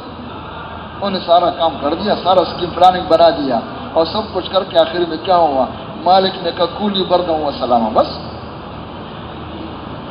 یہ سمجھنے کی بات ہے کہ خاصیتیں ہیں، لیکن خاصیتوں سے ہونا اللہ کے حکم کی تابع ہے. کیا تابع ہے؟ کیا ہے؟ اللہ چاہیں گے تو پیٹ بھر جائے گا، اللہ چاہیں گے تو پیاس ختم ہوگی، اللہ چاہیں گے تو مال ملے گا، اللہ چاہیں گے تو چیزیں ملیں گی، اور اللہ نہ چاہے تو جو کچھ کرو نہیں ہو. تو اس کا یہ معنی کہ نہیں ہے لیکن آزاد نہیں ہے. کیا نہیں ہے بھائی؟ کس کے تابع ہے؟ یہ یقین بنانا. تو سب سے پہلے یہ کہ اللہ چیزوں کی بھی خالق ہے، حالات کی بھی خالق ہے. یہ نہیں ہوتا کہ آج کل ہم توڑے ہیں اور پارٹی کمزور ہے، چیزی میزی نہیں ہے، دعا کرو پارٹی مضبوط ہو جائے، مال زیادہ آ جائے، وہ ہمارے کیا ہوتا ہے سیٹیں زیادہ ہو جائے، ہمیں کرسی زیادہ مل جائے تو کام ہو جائے. بھئی ہم بھی مخلوق ہے، حکومت بھی مخلوق ہے، حکومت والی بھی مخلوق ہے، اسلحہ بھی مخلوق ہے، اسلحہ والی بھی مخلوق ہے. ہم سب جمع ہو جائے تو ہم مخلوق ہے، اور مخلوق سے نہیں ہوتا ہے. کس سے ہوتا ہے؟ کس سے ہوتا ہے؟ جب تک اللہ نہ چاہے تو حالات چیزوں کی مخلوق نہیں ہے. جس طرح چیزیں اللہ کی مخلوق ہے، ہم اللہ کے مخلوق ہے، اس طرح حالات اللہ کے مستقل مخلوق ہے. چیزوں کے اندر جو کچھ اللہ نے رکھا ہے تو یہ آزاد نہیں ہے. اب یہ ہمارے امتحان کے لیے ہے لیبلوکم ایکم احسن عملا. جس کا خالق پر یقین ہوگا وہ حکم نہیں توڑے گا. درمیان میں ایک بات آئی، حاج صاحب رحمۃ اللہ علیہ نے ایک دفعہ حاج صاحب نے ایک جماعت سے پوچھا، جماعت نے آ کے کارگزاری سنائی کہ ہم 4.5 ماہ لگا کے آئے حجاز مقدس سے، یہ ہوا، ہم نے یہ کر دیا، وہ کر دیا، وہ کر دیا.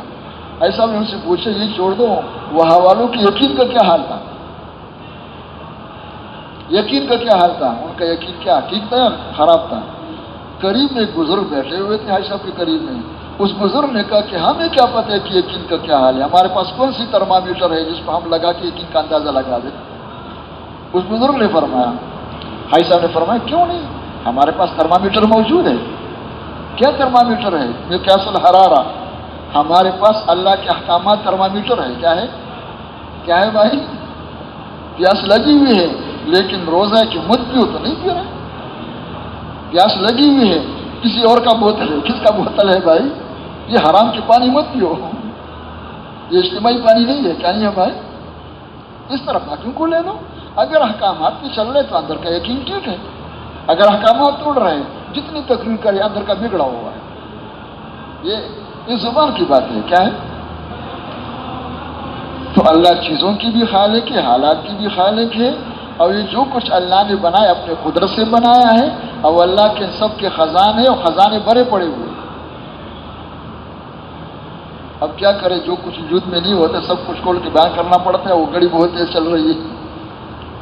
خزانوں کے بارے میں ہمارے ذہن میں یہ ہوتا ہے کہ اللہ کے خزانے حکومت کے گوداموں کی طرح ہوں گے. کیا ہوں گے بھائی؟ حکومت کے بڑے بڑے گودام ہیں نا ماشاءاللہ، وہ سارے پنجاب کا غلہ وہاں جمع ہو گیا. کیا ہو گیا بھائی؟ تو ہم نے سمجھا کہ وہ بھی اسی طرح ہوتا ہے. نعوذ باللہ من ذالک. اللہ کے خزانوں پر مخلوق کا اطلاق نہیں ہوتا ہے، وہ مخلوق نہیں ہے. یہ جو کہتے ہیں خزانے بنائے اور خزانے بنا دیا، تو بننا کب سے شروع کر دیا؟ آئیے لکھ کے پڑھو کو بولنے والوں کو مغالطہ لگا ہوا ہے، تحقیق تو کرتے نہیں، سنی سنائی بات ہے. خزانوں کے بارے میں کیا ہے؟ مرفوع روایت ہے، خزائن اللہ کلاما، خزائن اللہ کلاما اذا اراد شیئا فکانا. یعنی سارے خزانوں کی منبع کیا ہے؟ قدرت خداوندی. کیا ہے؟ وہ اللہ کی جو طاقت ہے نا، کہ اللہ کہتے کہ ساری دنیا سونے کا بن جائے، بن گیا. ساری دنیا ختم تو ختم. ایسے ہزاروں جہان اور بنائے، بن گئے. یہ سمجھ میں آ گئی بات کو؟ اللہ خیر. ایسا نہ کوئی وہ کیا کر دیا ہے. وہ ایک بہن نے کچھ ساتھیوں کی دعوت کی، ماشاءاللہ قسم قسم کے کھانے پکا کے ان کو بلایا. وہ تبلیغ والوں کے ذہن میں جو تھا وہی بتا دیا انہوں نے. اس سے کم معلوم ہوتا ہے کہ اللہ کے خزانہ آپ کا ہاتھ پہنچ چکا ہے. ان کے ذہن میں یہ ہوتا کہ کوئی اوپر چھت ہوگی. کیا ہوگی بھائی؟ اور میرے خیال میں سب کے ذہن میں تقریباً یہ چیز ہے. کسی نے تحقیق اس پر کیا نہیں ہے. سیکھنا تو ہوتا نہیں، سنی سنائی بات ہے، جس نے جس طرح سمجھا. تو مرفوع روایت ہے، خزائن اللہ کلاما اذا اراد شیئا فکانا. یعنی سارے خزانوں کی منبع کیا ہے؟ وہ قدرت خداوندی ہے. کیا ہے؟ اور جو کچھ اللہ نے بنایا اپنے قدرت سے بنایا ہے، سب کو اللہ ختم بھی کر سکتے ہیں، اور شکلوں کو بھی بدل سکتے ہیں، خاصیتوں کو بھی بدل سکتے ہیں. لکڑی کو اژدہا بنا دے، اژدہے کو لکڑی بنا دے. حکومت کے کیا کرے، شکل کو تنکا بنائے، تنکے کو کیا کر دے، ایٹم بم بنا دے. یہ یقین سیکھنا ضروری ہے.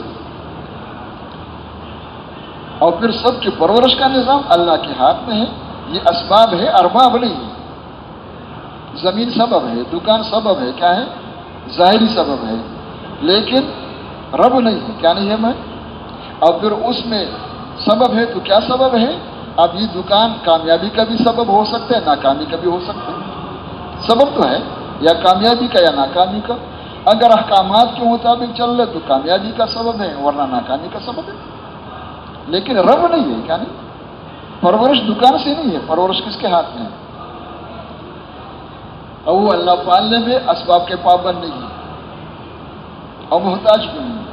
ارادہ فرما اس کے اندر بھی پال سکتے، اس کے بغیر بھی پال سکتے. اب ارادہ نہ ہو تو تمام اسباب تربیت کے اندر زندگی بگاڑ دے. سب سے پہلے ایمان سیکھنا ہے، یقین. اب اخلاص بھی سیکھنا ہے. اب اخلاص زبان کی چیز تو ہے نہیں، نہ کاپی میں لکھنے کی چیز ہے، نہ پلاسٹک میں بند کرنے کی چیز. اللہ ہمیں نصیب فرما دے. لیکن جہاں تک سمجھایا جا سکتا ہے اخلاص کیا ہے، جب انسان کے دل میں اللہ کے ذاتی صفات کا یقین اتر کر پختہ ہو جائے تو تبھی بات ہے کہ دل میں اللہ کی محبت آ جائے گی. کیا آ جائے گی؟ اس لیے کہ محبت جمال و کمال کے ساتھ ہوتا ہے. کس کے ساتھ ہوتا ہے؟ اور جب یقین ہو جائے کہ سارے جمال کمال کس کے ہاتھ میں ہے تو اللہ کے ہاں کتنی محبت ہوگی. اور جب محبت پیدا ہو جائے گی پھر اخلاص پیدا ہوگا. مفتی صاحب نے فرمایا کہ سمجھانے کے لیے بتاتا ہوں، آپ کے گھر میں کوئی مہمان آ جائے جس مہمان کا آپ کے دل میں بہت زیادہ احترام، عظمت ہے، بہت عظمت ہے، اس کا قدر ہے اور محبت بھی ہے، اس مہمان کو دیکھتی ہے آپ کا اٹھنا بیٹھنا شور کرنا کس لیے ہوتا ہے؟ صرف اس کو خوش کرنے کے لیے۔ بازار جانا ہو، کنٹین چلے جاؤ، وہ لے آؤ، وہ بازار جاؤ، دمبا خرید کر کے ذبح کرو، سب کچھ کیوں خوش ہو جائے؟ کوئی زبان سے کہنے کی ضرورت نہیں کہ میں کنٹین جا رہا ہوں، حلوہ اور کھیر لا کر کے اس مہمان کو خوش کرنے کی، وہ اندر اندر ہو رہا ہے۔ کیا ہو رہا ہے؟ جب محبت پیدا ہو جائے کہ تو اخلاصات آ جائے گا، پھر اس کو بتانے کی ضرورت نہیں ہے، اس کو ہر وقت یاد ہوتا ہے، وہ کبھی بھول نہیں جاتا ہے۔ جس سے محبت ہو جاتا ہے، محبت اور بھول دونوں جمع ہو سکتے کہ مجھے اس سے محبت ہے لیکن مجھے یاد نہیں رہا، بتا دو نا۔ یہ ہمارے جتنے بڑی عمر والے ہیں ان کو پوتوں نواسوں سے محبت ہوتا ہے، وہ یاد ہوتے یا نہیں ہوتے؟ وہ چلنے میں بھی ان کو یاد ہوتا ہے، رات کو خوابوں میں بھی دیکھتے، کیا دیکھتے؟ تو یہ ہے ایمان اخلاص سیکھنا، اس کا راستہ ہے دعوت دینا، اس کی دعوت سننا، گھنٹوں کرنا۔ اللہ مجھے بھی توفیق دے، آپ بھی نیت کرو انشاءاللہ، لیکن ابھی بیان کے بعد انشاءاللہ فوراً۔ اور پھر وہی سوچنا ہے، پھر وہی مانگنا ہے۔ وہ ہمارے ایک بھائی تھے، ان سے یہ بات سن لی تو کچھ دنوں کے بعد آ کر ہنس رہے تھے۔ میں نے کہا کیوں ہنس رہے ہو؟ کہ خدا کی قسم 20 سال میرے ہو گئے، میں نے تو کبھی ایک دن بھی اللہ کے سامنے نہیں رویا کہ اللہ مجھے اخلاص دے دے، مجھے یقین دے دے۔ میں سمجھا کہ میں تقریر کر رہا ہوں، میرے پاس سب کچھ ہے۔ کہتے کل کی بات سے تو مجھے سمجھ میں آ گیا کہ میں اندر سے خالی ہوں۔ آج میں نے شکر شروع کر دیا کہ اللہ مجھے یقین دے دے، میرے یقین کی کر دے، میرا بگڑا ہوا ہوں، میرا غلط یقین۔ کہتے اب میرا اپنے اوپر ہنسی آ رہی کہ میں 20 سال کیا کر رہا تھا۔ تو رو رو کے مانگنا ہے، اس لیے کہ دل کس کے قبضے میں ہے؟ اور ایمان کی جگہ لاؤڈ اسپیکر نہیں ہے، یقین کی جگہ لاؤڈ اسپیکر نہیں، توحید کی جگہ یہ نہیں ہے، وہ دل ہے۔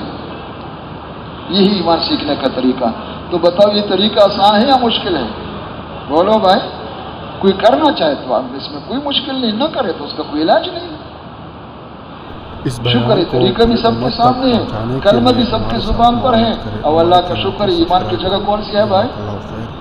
وہ بھی سب کے پاس ہے نا، سونے والوں کے پاس بھی ہوگا میرے خیال میں، اگر یہ جاگ جائیں گے انشاءاللہ کو پتہ چل جائے گا کہ دل سب کے پاس موجود ہے۔ دل میں یقین ہوتا ہے، اس کا طریقہ یہی ہوتا ہے، لیکن میں نے بتا دیا کہ جلدی نہ کرو، 4 مہینے اور 7 مہینے میں نہیں ہوتا۔ کیا نہیں ہوتا؟ اس میں تو شروع کرو کہ عادت بن جائے، کیا بن جائے؟ اور جب شروع کر دیا تو ہو رہا ہے، روزانہ ہو رہا ہے، چھوٹا بچہ روزانہ بڑھ رہا ہے، لیکن 6 فٹ آئے گا 15 سال کے بعد۔ وہ یقین جو یقین چاہتے اس پر سارے وعدے اب دیکھ لیں، سر کے آنکھوں سے فرشتے بھی نظر آ جائے، ذرا صبر کرنا پڑے گا، اور ساری امت اس پہ لانا ہے۔ کس پہ لانا ہے؟ جب ساری امت کو نمائندہ بناؤ گے تو نمائندہ کس ادنا درجے کا ہوتا ہے، اعلیٰ درجے کا ہوتا ہے؟ سب سے اللہ پاک کام لے لے دنیا میں تو وہ کون ہوتا ہے؟ وہ صرف بچوں والی نماز پڑھنے والے ہوں گے؟ حضرت فرمایا جس کی زندگی اپنے پڑھنے کے مطابق، اپنے بولنے کے مطابق اس کی زندگی اندر باہر سے بن جائے گی، اس سے کام لیا جائے گا، وہ اللہ کے نمائندے ہوں گے، داعی اللہ وہی ہوں گے۔ اب دوسری محنت کیا ہے؟ علم کی ہے۔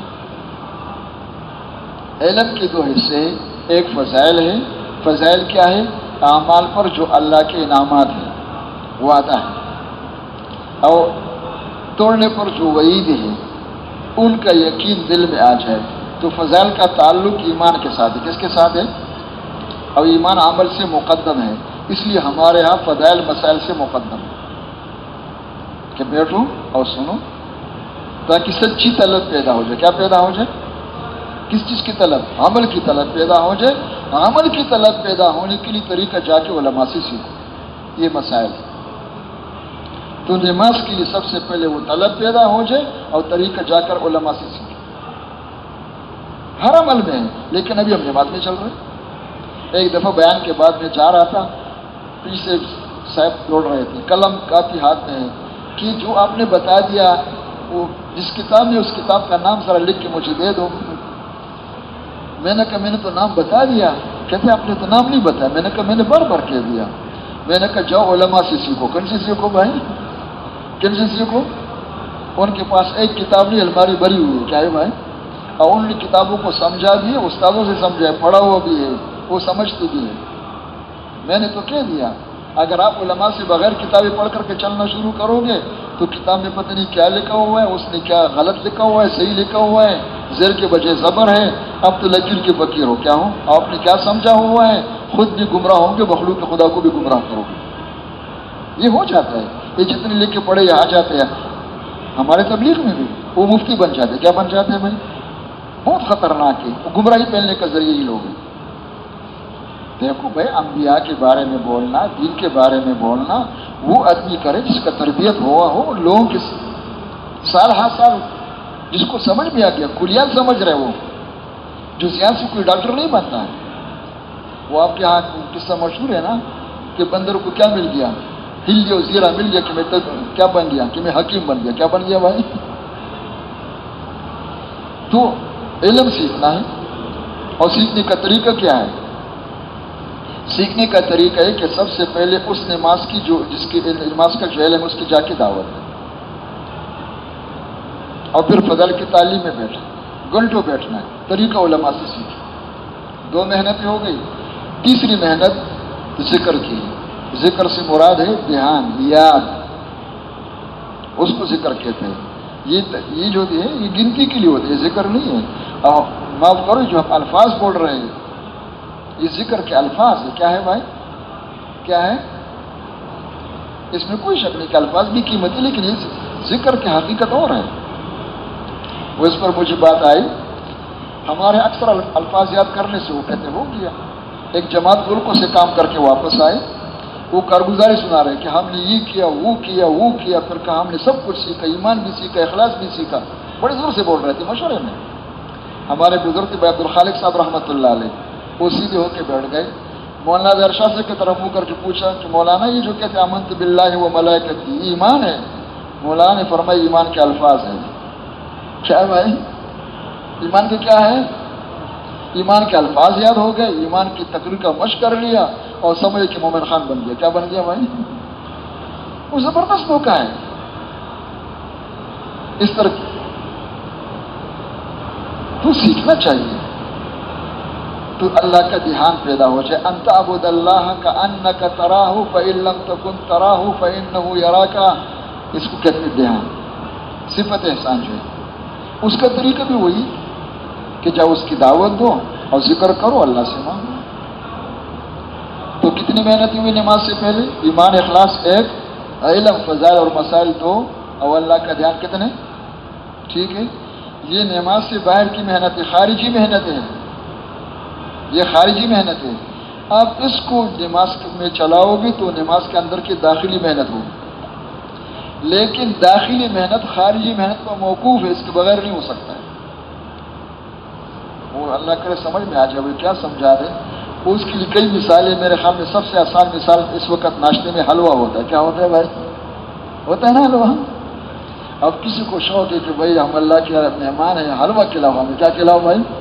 بہت شوق ہے. تو کتنی دفعہ حلوہ کہنے سے حلوہ آ جائے گی. حلوہ حلوہ حلوہ کرو، کیا ہو جائے گا؟ اب کوئی کہتے کسی کا نام حلوہ ہے؟ کہ اللہ کے بندے واقعی آپ کو شوق ہے حلوہ کا؟ کہ وہ ہم نے کہا کراچی میں کہا تھا بہت مزیدار تھا. کیا تھا کہ اگر آپ نے حلوہ کھانا ہے تو حلوہ اس طرح نہیں تھا کہ حلوہ حلوہ. آ جاؤ میرے ساتھ اور پیسے نکالو، چلو جاؤ دکان پہ. اس دکان سے سوجی خریدو. کیا خریدو؟ کیا خریدو بھائی؟ اور اس کے ساتھ چینی. کیا کرو بھائی؟ اس کے ساتھ گھی خریدو. ٹھیک ہے نا؟ یہ لے آؤ اور لاؤ، برتن بھی لاؤ، چولہا بھی جلاؤ، اور کسی اناڑی کو نہیں، کسی ماہر کو بلاؤ اور بسم اللہ کر کے حلوہ پکاؤ. ابھی حلوہ پکے گا. بغیر سوجی کیسے پکاؤ گے بتاؤ بھائی؟ بغیر سوجی کا حلوہ پکا رہا ہوں. کیسے پکا رہا ہوں؟ بغیر چینی کی پکا رہا ہوں، بغیر گھی کی پکا رہا ہوں. یہ کہاؤ تقریر ہے کیا ہے؟ ٹھیک ہے. یہ تو سمجھ میں آ رہی ہے نا؟ الحمدللہ کر رہے ہو. اب یہ سب کچھ کر لیا، شکر ہے. حلوہ کیا ہو گیا؟ کیا ہو گیا؟ یہ خارجی محنت تھی. کون سی محنت تھی بھائی؟ اب حلوہ اندر چلا جائے، یہ داخلی محنت. کیا محنت ہے؟ کیا محنت ہے؟ اس کے لیے کیا کرنا پڑے گا؟ دیکھنے سے ہو گیا یا لکھنے سے؟ بولو بھائی. کوئی لکھنا شروع کر دے تو انشاءاللہ وہ سارا دسترخوان صاف ہو جائے گا، یہ کاپی لے جائے گا. وہ کس سے ہوتا ہے؟ کھانے سے ہوتا ہے. اللہ کرے سمجھ میں آ جائے. اس وقت یہ سننا، یہ پکانا ہے. اس کے بعد جا کے فوراً دعوت دے کے کرنا، وہ کیا ہوتا ہے؟ کھانا ہے. کیا ہے بھائی؟ یعنی کہ ساری زندگی پکاتے رہے اور کھانے کا ایک لقمہ بھی نہیں مل رہا ہے، کہ مرکز میں دعوت دینے کا موقع نہیں مل رہا ہے، کیا نہیں مل رہا ہے؟ کیسے عجیب بہانے بنا رہے ہیں۔ خیر، تو جب کھانا شروع کر دیا اور بسم اللہ و برکت اللہ، جب پہلا لقمہ اٹھایا تو اس لقمے کے اندر سوجی بھی ہے اور چینی بھی ہے اور آگے کیا ہے اور گھی بھی ہے، تو اندر کیا جا رہا ہے؟ چینی بھی اور گھی بھی اور سوجی بھی۔ سمجھ میں آ رہی ہے؟ جزاکم اللہ خیر بھائی۔ سونے والے ذرا متوجہ ہو جائے، کوئی حلوہ کھانے کا وقت آ گیا بھائی، پکانے میں سوتے رہے تو کوئی حرج نہیں، اب کھانے میں تو جاگ جاؤ۔ اچھا، تو اندر جا رہے، کیا جا رہے؟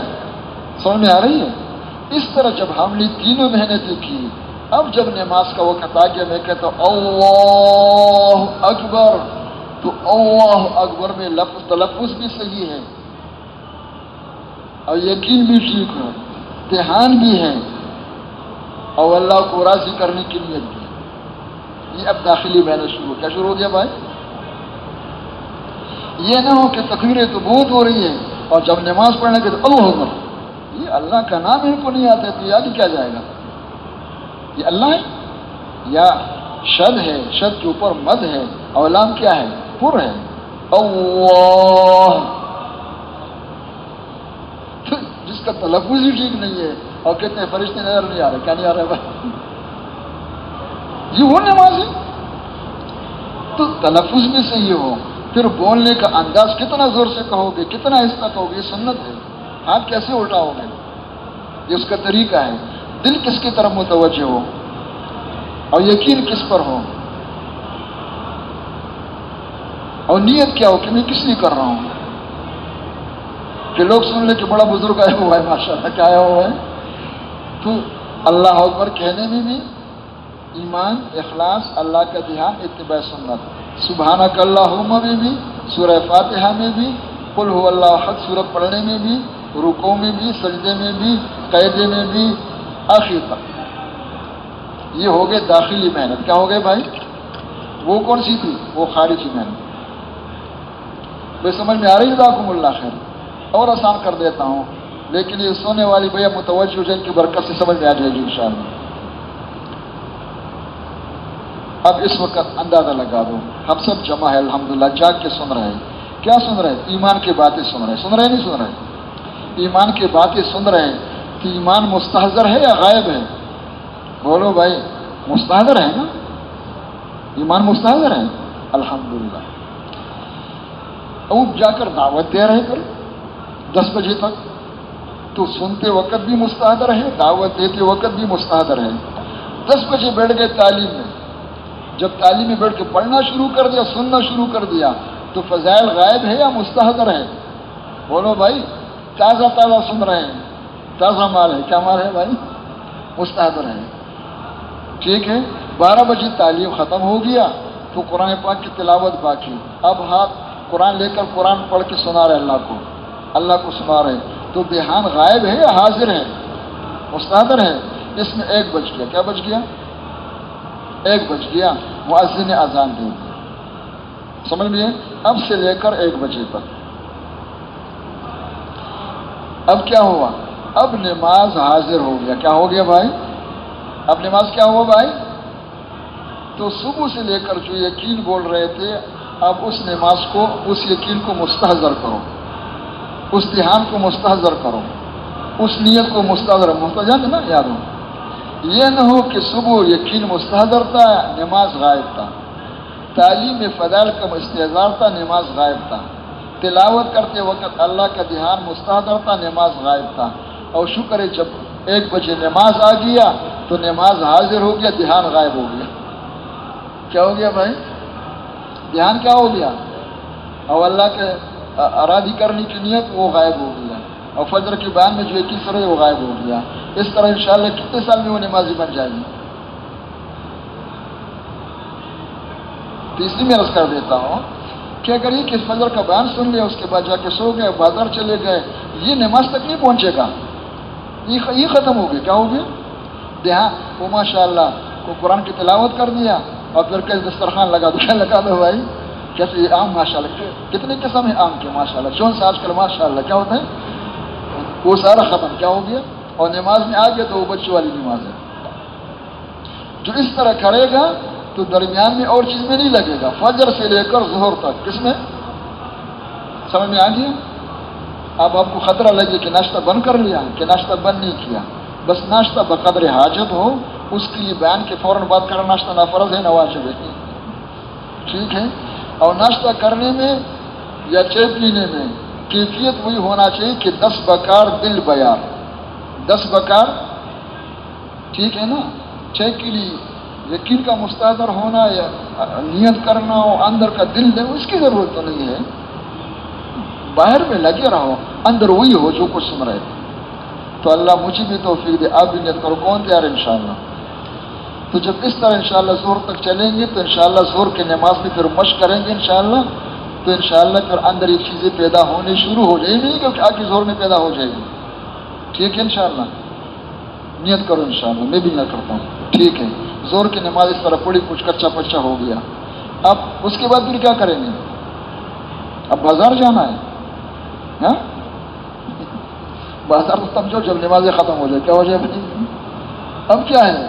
جس طرح فجر سے لے کر ظہر تک ظہر کی تیاری کر رہے تھے، وہی بیان ہی تیاری کرو اثر کی، وہی ایمان کی باتیں سننا، وہی کہنا، تعلیم میں بیٹھنا، ذکر کرنا، تلاوت کرنا، یہ خارجی محنت ہے۔ اور عصر کی نماز کے لیے اذان سے پہلے آ جاؤ، وہیں اذان کے ساتھ پہنچ جاؤ، اور جب نماز شروع ہو گئے تو کیا ہوا؟ انشاءاللہ جب اس طرح کریں گے تو ہمارے عصر کی نماز ظہر کی نماز سے بہتر ہوگی یا کم تر ہوگی؟ بولو بھائی۔ اچھا عصر کی نماز پڑھی تو چھٹی ہو گئی، یہ کوئی بچوں والی کام ہے؟ کیا کریں گے اب؟ زور سے کہو نا بھائی، ہاں؟ کھانے والوں کو سمجھ میں آتا ہے کہ ناشتہ تیار کر لیا کہ چھٹی نہیں ہوئے، اب دوبارہ جا رہے کہ دوپہر کا کھانا تیار کر رہے، کیا کر رہے ہیں؟ وہ تیار کر لے، پھر کہتے 6 تیار کر رہے، کیا کر رہے ہیں؟ اس کے بعد کہتے پھر شام تک وہ لگے رہتے ہیں، اور ہمارے کہتے بیان سن لیا وما علینا الا البیان، بس کیا ہے؟ اس بیان اب اس کو طرح جانا ہے، حکومت تک درمیان میں پہنچانے کے حاجتوں لیے میں ہمارے ساتھ نہیں معاونت لگنا کریں۔ ہے، ہمارے الا چینل کو بقدر سبسکرائب حاجت، بہت جزاک کم اللہ سے کم خیر۔ اس طرح کی چیزوں میں فرق نہ پڑے، اگر چیزوں میں فرق پڑ جائے تو حاجتوں کو مؤخر کرو۔ اس طریقے سے جو ہے جب نمازیں پڑھیں گی تو انشاءاللہ شروع ہوگی، کیا ہو گیا؟ پھر مغرب کی نماز کے بعد کیا کریں گے بھائی؟ بولو بھائی، تیاری جانتے ہو نا؟ ہم نے تیاری صرف لوٹے کو سمجھے، کیا سمجھے؟ ایک چیز کو ہم نے لیا کہ بھائی وضو کرو، کیا کرو؟ یہ نماز کی تیاری ہو رہی سارا۔ اب عشاء کی نماز انشاءاللہ اس سے بہتر ہوگی، عشاء کے بعد کیا کریں؟ بولو بھائی، کیا کریں عشاء کے بعد؟ فجر کی تیاری کریں، سونا نہیں ہے۔ حق تو اس کا یہ ہے کہ سونا مونا نہ ہو، فجر کی تیاری میں لگ جائیں، اس کا حق تو یہی ہے۔ لیکن اللہ کریم ہے، اللہ نے ہمیں کمزور پیدا کیا ہے، تو پھر حکم دیا کہ اگر آپ تک گئے ہو نا تھوڑا سا آرام کر لو، کیا کرو؟ کیا کرو؟ وہ دنیا کے کام کرتے کرتے کوئی تک آرام کرتے، اس نے کام چھوڑ دیا یا کام کے لیے آرام کر رہے؟ بولو۔ وہ جب تک جاتے زمیندار وہ کمر سیدھی کر رہے، کس کے لیے؟ سونے کے لیے۔ کس لیے ہوتا ہے؟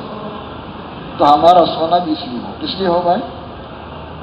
اب اس کا طریقہ بھی سیکھنا ہے کہ حکم ہے، حکم سمجھ کر اللہ کو راضی کرنے کے لیے سوئے، تو پھر کیا کریں؟ فجر میں پھر شروع کریں۔ یوں ہے 4 مہینے، یہ ہے چلہ، یہ ہے 7 مہینے، یہ ہے 1 سال، انشاءاللہ اس طرح چلتے چلتے چلتے امید یہ ہے کہ نماز آ جائے۔ یہ تو میں نہیں کہہ سکتا، انشاءاللہ رنگ چڑھ جائے گی۔ کیا چڑھ جائے گی بھائی؟ عادت ہو جائے گی۔ تو کون کون تیار اس کے لیے؟ کب شروع کریں گے انشاءاللہ بھائی؟ اللہ کرے بیان کے بعد نظر آ جائے، ٹھیک ہے؟ اس سے نماز بن جائے گی، باقی وہ گڑی بوجھ تیز چل رہی ہے، باقی 3 مہینہ کی کسی اور وقت انشاءاللہ، پر اس کے صرف نام لیتا ہوں۔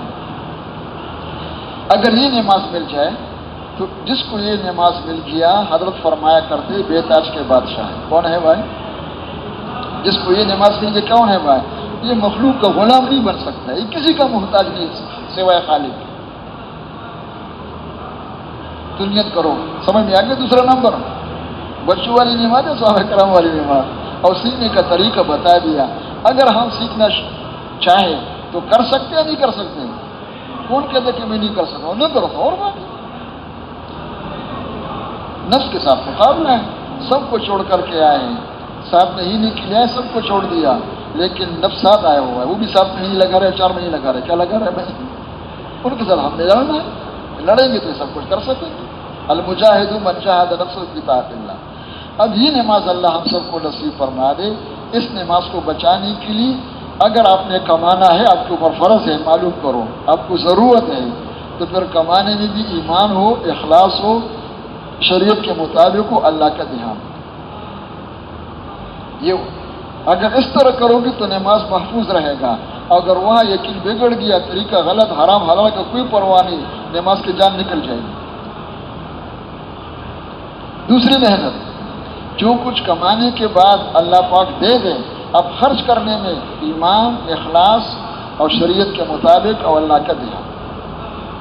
یہ نہ کہ جب غریب تھے نا تو اللہ اللہ کر رہے تھے، اور جب ایک گاڑی مل گئی، کچھ کوٹی مل گئی، تو پھر قارون بن کے انما اوتیت علی علم عندی، میں بڑا سیاستدان ہوں، کیا ہوں میں؟ یہ ہو گیا تو نماز کا جان ختم۔ اب وہاں پر خرچ کرنے میں بھی ساری چیزیں ہوں۔ اور تیسری بات، معاشرت میں ہمارے معاشرت زبان کی بنیاد پر نہ ہو، قوم کی بنیاد پر نہ ہو، اس لیے مسلمان ہونے کی بنیاد پر بھی نہ ہو، حق اور ناحق کی بنیاد پر ہو۔ غیر مسلم کافر ہے، ہمارے مسلمان بھائی نے اس کو مارا ہے، ظلم اس پر کیا ہے، 10 تھپڑ لگا ہے، اس کا پیسہ لیا ہے، روتے ہمارے پاس آ گیا، ہم کہیں گے کہ ہم آپ کے ساتھ ہیں، ہم ان کے ساتھ نہیں، یہ ظالم ہے، تم مظلوم ہو کہاں؟ اب ان کا حق دلوا دو۔ اب وہ حق دلوا رہے، کہتے میں خود کرنا چاہتا ہوں، کہتے قاضی صاحب آ جائیں گے، اس طرح خود نہیں ہوتا ہے، قاضی نے فیصلہ دے دیا۔ اب وہ مظلوم جو کافر ہے، ہمارے مسلمان کو ہم نے کڑا کر دیا، اور ان کو انتقام لے رہے ہیں۔ 10 تھپڑ لگئی تھی نا، 1 2 3 4 5 6 7 8 9 10 لگ گئے، اور ہم سب ان کے حمایت میں۔ اس ہندو کے وہ کافر کے بچے کو کیا ہو گیا؟ مغالطہ لگ گیا، وہ بڑے خوش ہو گئے کہ میں تو بڑا طاقتور بن گیا، سب میرے ساتھ ہو گئے، کیا ہو گئے؟ اس نے ہاتھ اٹھا دیا۔ 10 کے بعد کیا ہوتا ہے بھائی؟ زور سے کہو نا، 11واں کیا ہوتا ہے بھائی؟ اس نے 11ویں کے لیے ہاتھ اٹھائی، تو اب ہم کیا کہیں گے کہ کافر کے بچے سنو، اب تک تم مظلوم تھے، بھائی ظالم تھا، حکم رب کا تھا کہ مظلوم کے ساتھ ہو، اب تم ہاتھ اٹھا رہے 11ویں کے لیے، تم ظالم بن رہے ہو، خبردار اگر کچھ حرکت کر دیے تو تمہارا وہ حشر کر دیں گے کہ نسلوں تک یاد رہے گا انشاءاللہ، چٹکی کی دودھ یاد آ جائے گی، کیا آ جائے گی؟ جس وقت یہ معاشرت زندہ ہو جائے گا تو انشاءاللہ سیرودے کی جماعتیں نہیں نکلے گی، ساری دنیا کے پادری اور ہندو اور پنڈت جو ہے انشاءاللہ یدخلون فی دین اللہ افواجا ہوگا۔ تو کون کرنے کے لیے کون تیار ہے انشاءاللہ؟ یہ سب کچھ کون کرے گا انشاءاللہ؟ اور کرنے سے مراد کیا کہ ہم سیکھ رہے، جو کرے گا وہ بنے گا، نہیں تو اللہ کا شکر ہے، چلہ ہو گیا، کیا ہو گیا بھائی؟ 3 چلے ہو گئے، کتنے ہو گئے؟ یہ بھی خیر سے خالص کا انکار نہیں کر رہے ہیں، لیکن جو مقصود ہے اس پر حضرت فرمایا کرتے تھے کہ مجھے خطرہ ہے کہ کام نہ ہو رہا ہو، سمجھے کہ کام ہو رہا ہے، کام یہ 6 بات ہے، کیا ہے بھائی؟ یہ کلمہ نماز، اور بلکہ سمجھو تو بنیاد یہ 2 ہے، کلمہ نماز ہے، لیکن وہ صحابہ اور کلمہ نماز ہے، باقی اس کی تنفیذ کے لیے، تشکیل کے لیے۔ تو اللہ سب کو توفیق نصیب فرما دے، تو اس کے لیے سب تیار ہیں انشاءاللہ، نیت سب کی ہے انشاءاللہ۔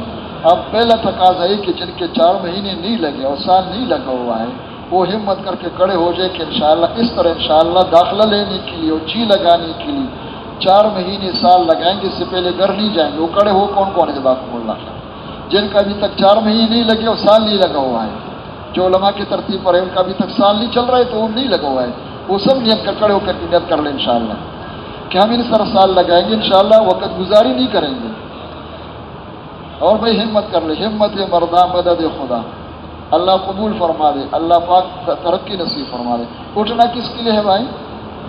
اور بیٹھنا جس شوق کے ساتھ اٹھ رہے تو اسی شوق ہے اللہ کے لیے بیٹھنا ہے، جزاکم اللہ۔ اٹھنا بھی اللہ کے لیے، بیٹھنا بھی اللہ کے لیے۔ اب جن کے 4 مہینے لگ چکے، سال لگ گیا ہے علماء کی ترتیب پر، آگے جانا ہے ہم نے، اس لیے کہ میں نے بتا دیا کہ 1 سال 2 سال کا کام تو ہے کہ انشاءاللہ ہم نے 2 سال کے بعد آئیں گے، 3 سال کے بعد ہم انشاءاللہ سال لگائیں گے، ابھی آئیں گے انشاءاللہ، جائیں گے ملک کے اندر سال، باہر ملکوں میں سال 7 مہینے۔ جو اس کے لیے تیار ہے وہ ذرا کھڑے ہو جائے، ہمت کر رہے، جزاکم اللہ خیر، کھڑے ہو، اللہ جزاکم اللہ خیر، ہمت مرداں مدد خدا۔ سال اور 7 مہینے جن کا ارادہ ہے وہ کھڑے ہو، جزاکم اللہ خیر، اور ہمت کر لے بھائی۔ اچھا، اور جو بیٹھے ہوئے شاید ان کے 4 مہینے نہیں لگے ہوئے ہیں، تو یہ بھی نیت کرو انشاءاللہ کہ 2-3 سال کے بعد ہم بھی جائیں گے، بھی کھڑے ہو سکتے ہیں، یا جو بیٹھے ہوئے ان کا سال علماء کی ترتیب پہ نہیں لگا ہوا ہے تو وہ کھڑے ہو کہ 3 سال کے بعد ہم بھی جائیں گے انشاءاللہ۔ اب بتاؤ بیٹھنے والوں سے پوچھو کہ وہ کون ہے؟ میرے علم میں تو یہ 2 قسم کے، یا 3 سے لگ چکے یا نہیں، دونوں کے لیے۔ اللہ قبول فرما دے، اللہ صاف فرمائے، تشریف رکھے۔ اٹھنا کس کے لیے ہے بھائی؟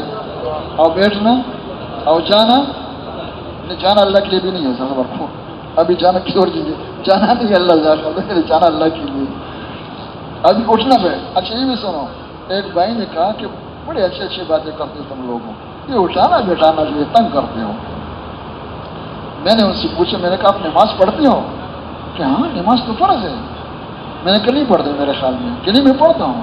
میں نے کہا نماز میں کیا ہوتا ہے؟ نماز میں اٹھانا بیٹھانا ہوتا ہے کہ ہاتھ اٹھا دو تو اٹھا دے، کہ نیچے کرو تو نیچے کر دے، کہ باندھ دو تو باندھ دے، کہ کھول دو تو کھول دے، کہ رکوع کرو۔ اگر اٹھنا بیٹھنا نہیں تو پھر کیا کر رہے ہو؟ آپ اشارے سے پڑھ رہے ہو؟ حضرت نے صحابہ میں باب باندھا ہے نماز میں۔ صحابہ کرام نے پوری زندگی نماز ہی سیکھی۔ انتقال من عمل الى عمل، من امر الى امر، مسلمان کبھی فارغ نہیں ہوتا ہے، نمازی کبھی فارغ ہوتا ہے؟ مسلمان بھی فارغ نہیں ہوتا ہے۔ حکم کو دیکھ کے چلنا، ایک حکم سے دوسرے حکم، دوسرے سے تیسرے حکم میں، ایک عمل سے، اور سب بھی ایمان، اخلاص، اللہ کا دھیان اور شریعت کے مطابق۔ اچھا بھائی یہ تو ہو گیا انشاءاللہ داخلہ لینے کے لیے۔ آگے مستقل ترتیب بنا دیں تو اس کے لیے ترتیب یہ ہے کہ انشاءاللہ 8 مہینے مقام پہ جا کر کے 2 گشتیں، 2 تعلیمیں، مہینے کے 3 دن 72 گھنٹے والے، اور روزانہ مسجد آباد کرنے کے لیے 2.5 گھنٹے سے 8 گھنٹے تک، اور اس کے لیے مختصر مشورہ۔ یہ تو اجتماعی ہو، اور انفرادی دعوت روزانہ، تلاوت روزانہ، تسبیحات روزانہ، نوافل کا اہتمام کرنا، اور مسجد میں اذان سے پہلے آنا، اذان کے ساتھ آنا، نماز اس طرح پڑھنا۔ اس کے لیے کون کون تیار ہے انشاءاللہ بھائی؟ تیار ہے انشاءاللہ بھائی؟ اللہ ہم سب کو توفیق نصیب فرما دے۔ اور اس سے آگے جانا ہے ہم نے، آگے کہاں ہے؟ چلتے چلتے چلتے پھر ہم جائیں تاکہ پھر ہم آزاد ہو جائیں۔ پھر یہ نہیں ہوتا کہ 4 مہینے اور 7 مہینے ہیں۔ جس طرح دنیا کے کاروبار میں، دنیا کے کاموں میں ہم گھڑی کو نہیں دیکھتے، 8 گھنٹے تو تیار ہوں، 20 گھنٹے تو میں تیار ہوں، 24 گھنٹے تو میں تیار ہوں، 2 سال کے لیے تو میں تیار ہوں، 3 سال کے لیے میں تیار ہوں۔ اس کو پیدا کرنے کے لیے سالانہ 3 چل رہے ہیں۔ یہ نہیں ہوتا کہ آخری منزل ہے۔ صحابہ کرام ہر حال میں نکلنے والے بن گئے تھے، ہر حال میں کرنے والے بن گئے تھے، فقر و فاقے میں بھی، جوانی میں بھی، بڑھاپے میں بھی، صحت میں بھی، بیماری میں بھی۔ ہمارا ابھی وہ نہیں ہے، اس تک پہنچنا ہے۔ کون کون تیار ہے انشاءاللہ بھائی؟ اللہ ہم سب کو توفیق دے دے۔ اب اعلانات سن لیں، اور جو کچھ ہم نے پکائے اس کا کھانا شروع کرے، شروع ہوتا ہے دعوت دینے سے۔ جی تشکیلیں انشاءاللہ 9:30 بجے ہوگی۔ جو جماعت اللہ کے راستے سے کام کر کے آئی، کارگزاری ہو چکی، تشکیل نہیں ہوئی ہے، 9:30 بجے نیچے 131 نمبر اسٹون پر تشریف لے جائیں، وہاں انشاءاللہ ان کی تشکیلیں ہوں گی۔ اور جن جماعتوں نے ابھی تک کارگزاری نہیں سنائی، 10 بجے نیچے مشرق کی طرف جہاں کارگزاری کے حلقے لگتے ہیں وہاں تشریف لے جائیں اور کارگزاری سنائیں۔ کل جو جماعتیں بنی تھیں ان کے لیے روانگی کے بعد 10 بجے انشاءاللہ اس ممبر پر ہوگی۔ ذمہ دار بھائی خدمت میں عرض ہے، وقت کا اہتمام ہو، 10 بجے سے پہلے اپنی جماعتوں کو مکمل کر کے یہاں ممبر کے سامنے تشریف لائیں، روانگی کی بات سنیں، پھر آخر میں دعا، اس کے بعد اللہ کے راستے میں روانگی ہوگی۔ تو اہتمام فرمائیں گے انشاءاللہ۔ ہم مجلس کے ختم کی دعائیں پڑھ لیں۔ اس بیان کو پوری امت تک پہنچانے کے لیے ہمارے ساتھ معاونت کریں اور ہمارے چینل کو سبسکرائب کریں۔ جزاک اللہ خیر۔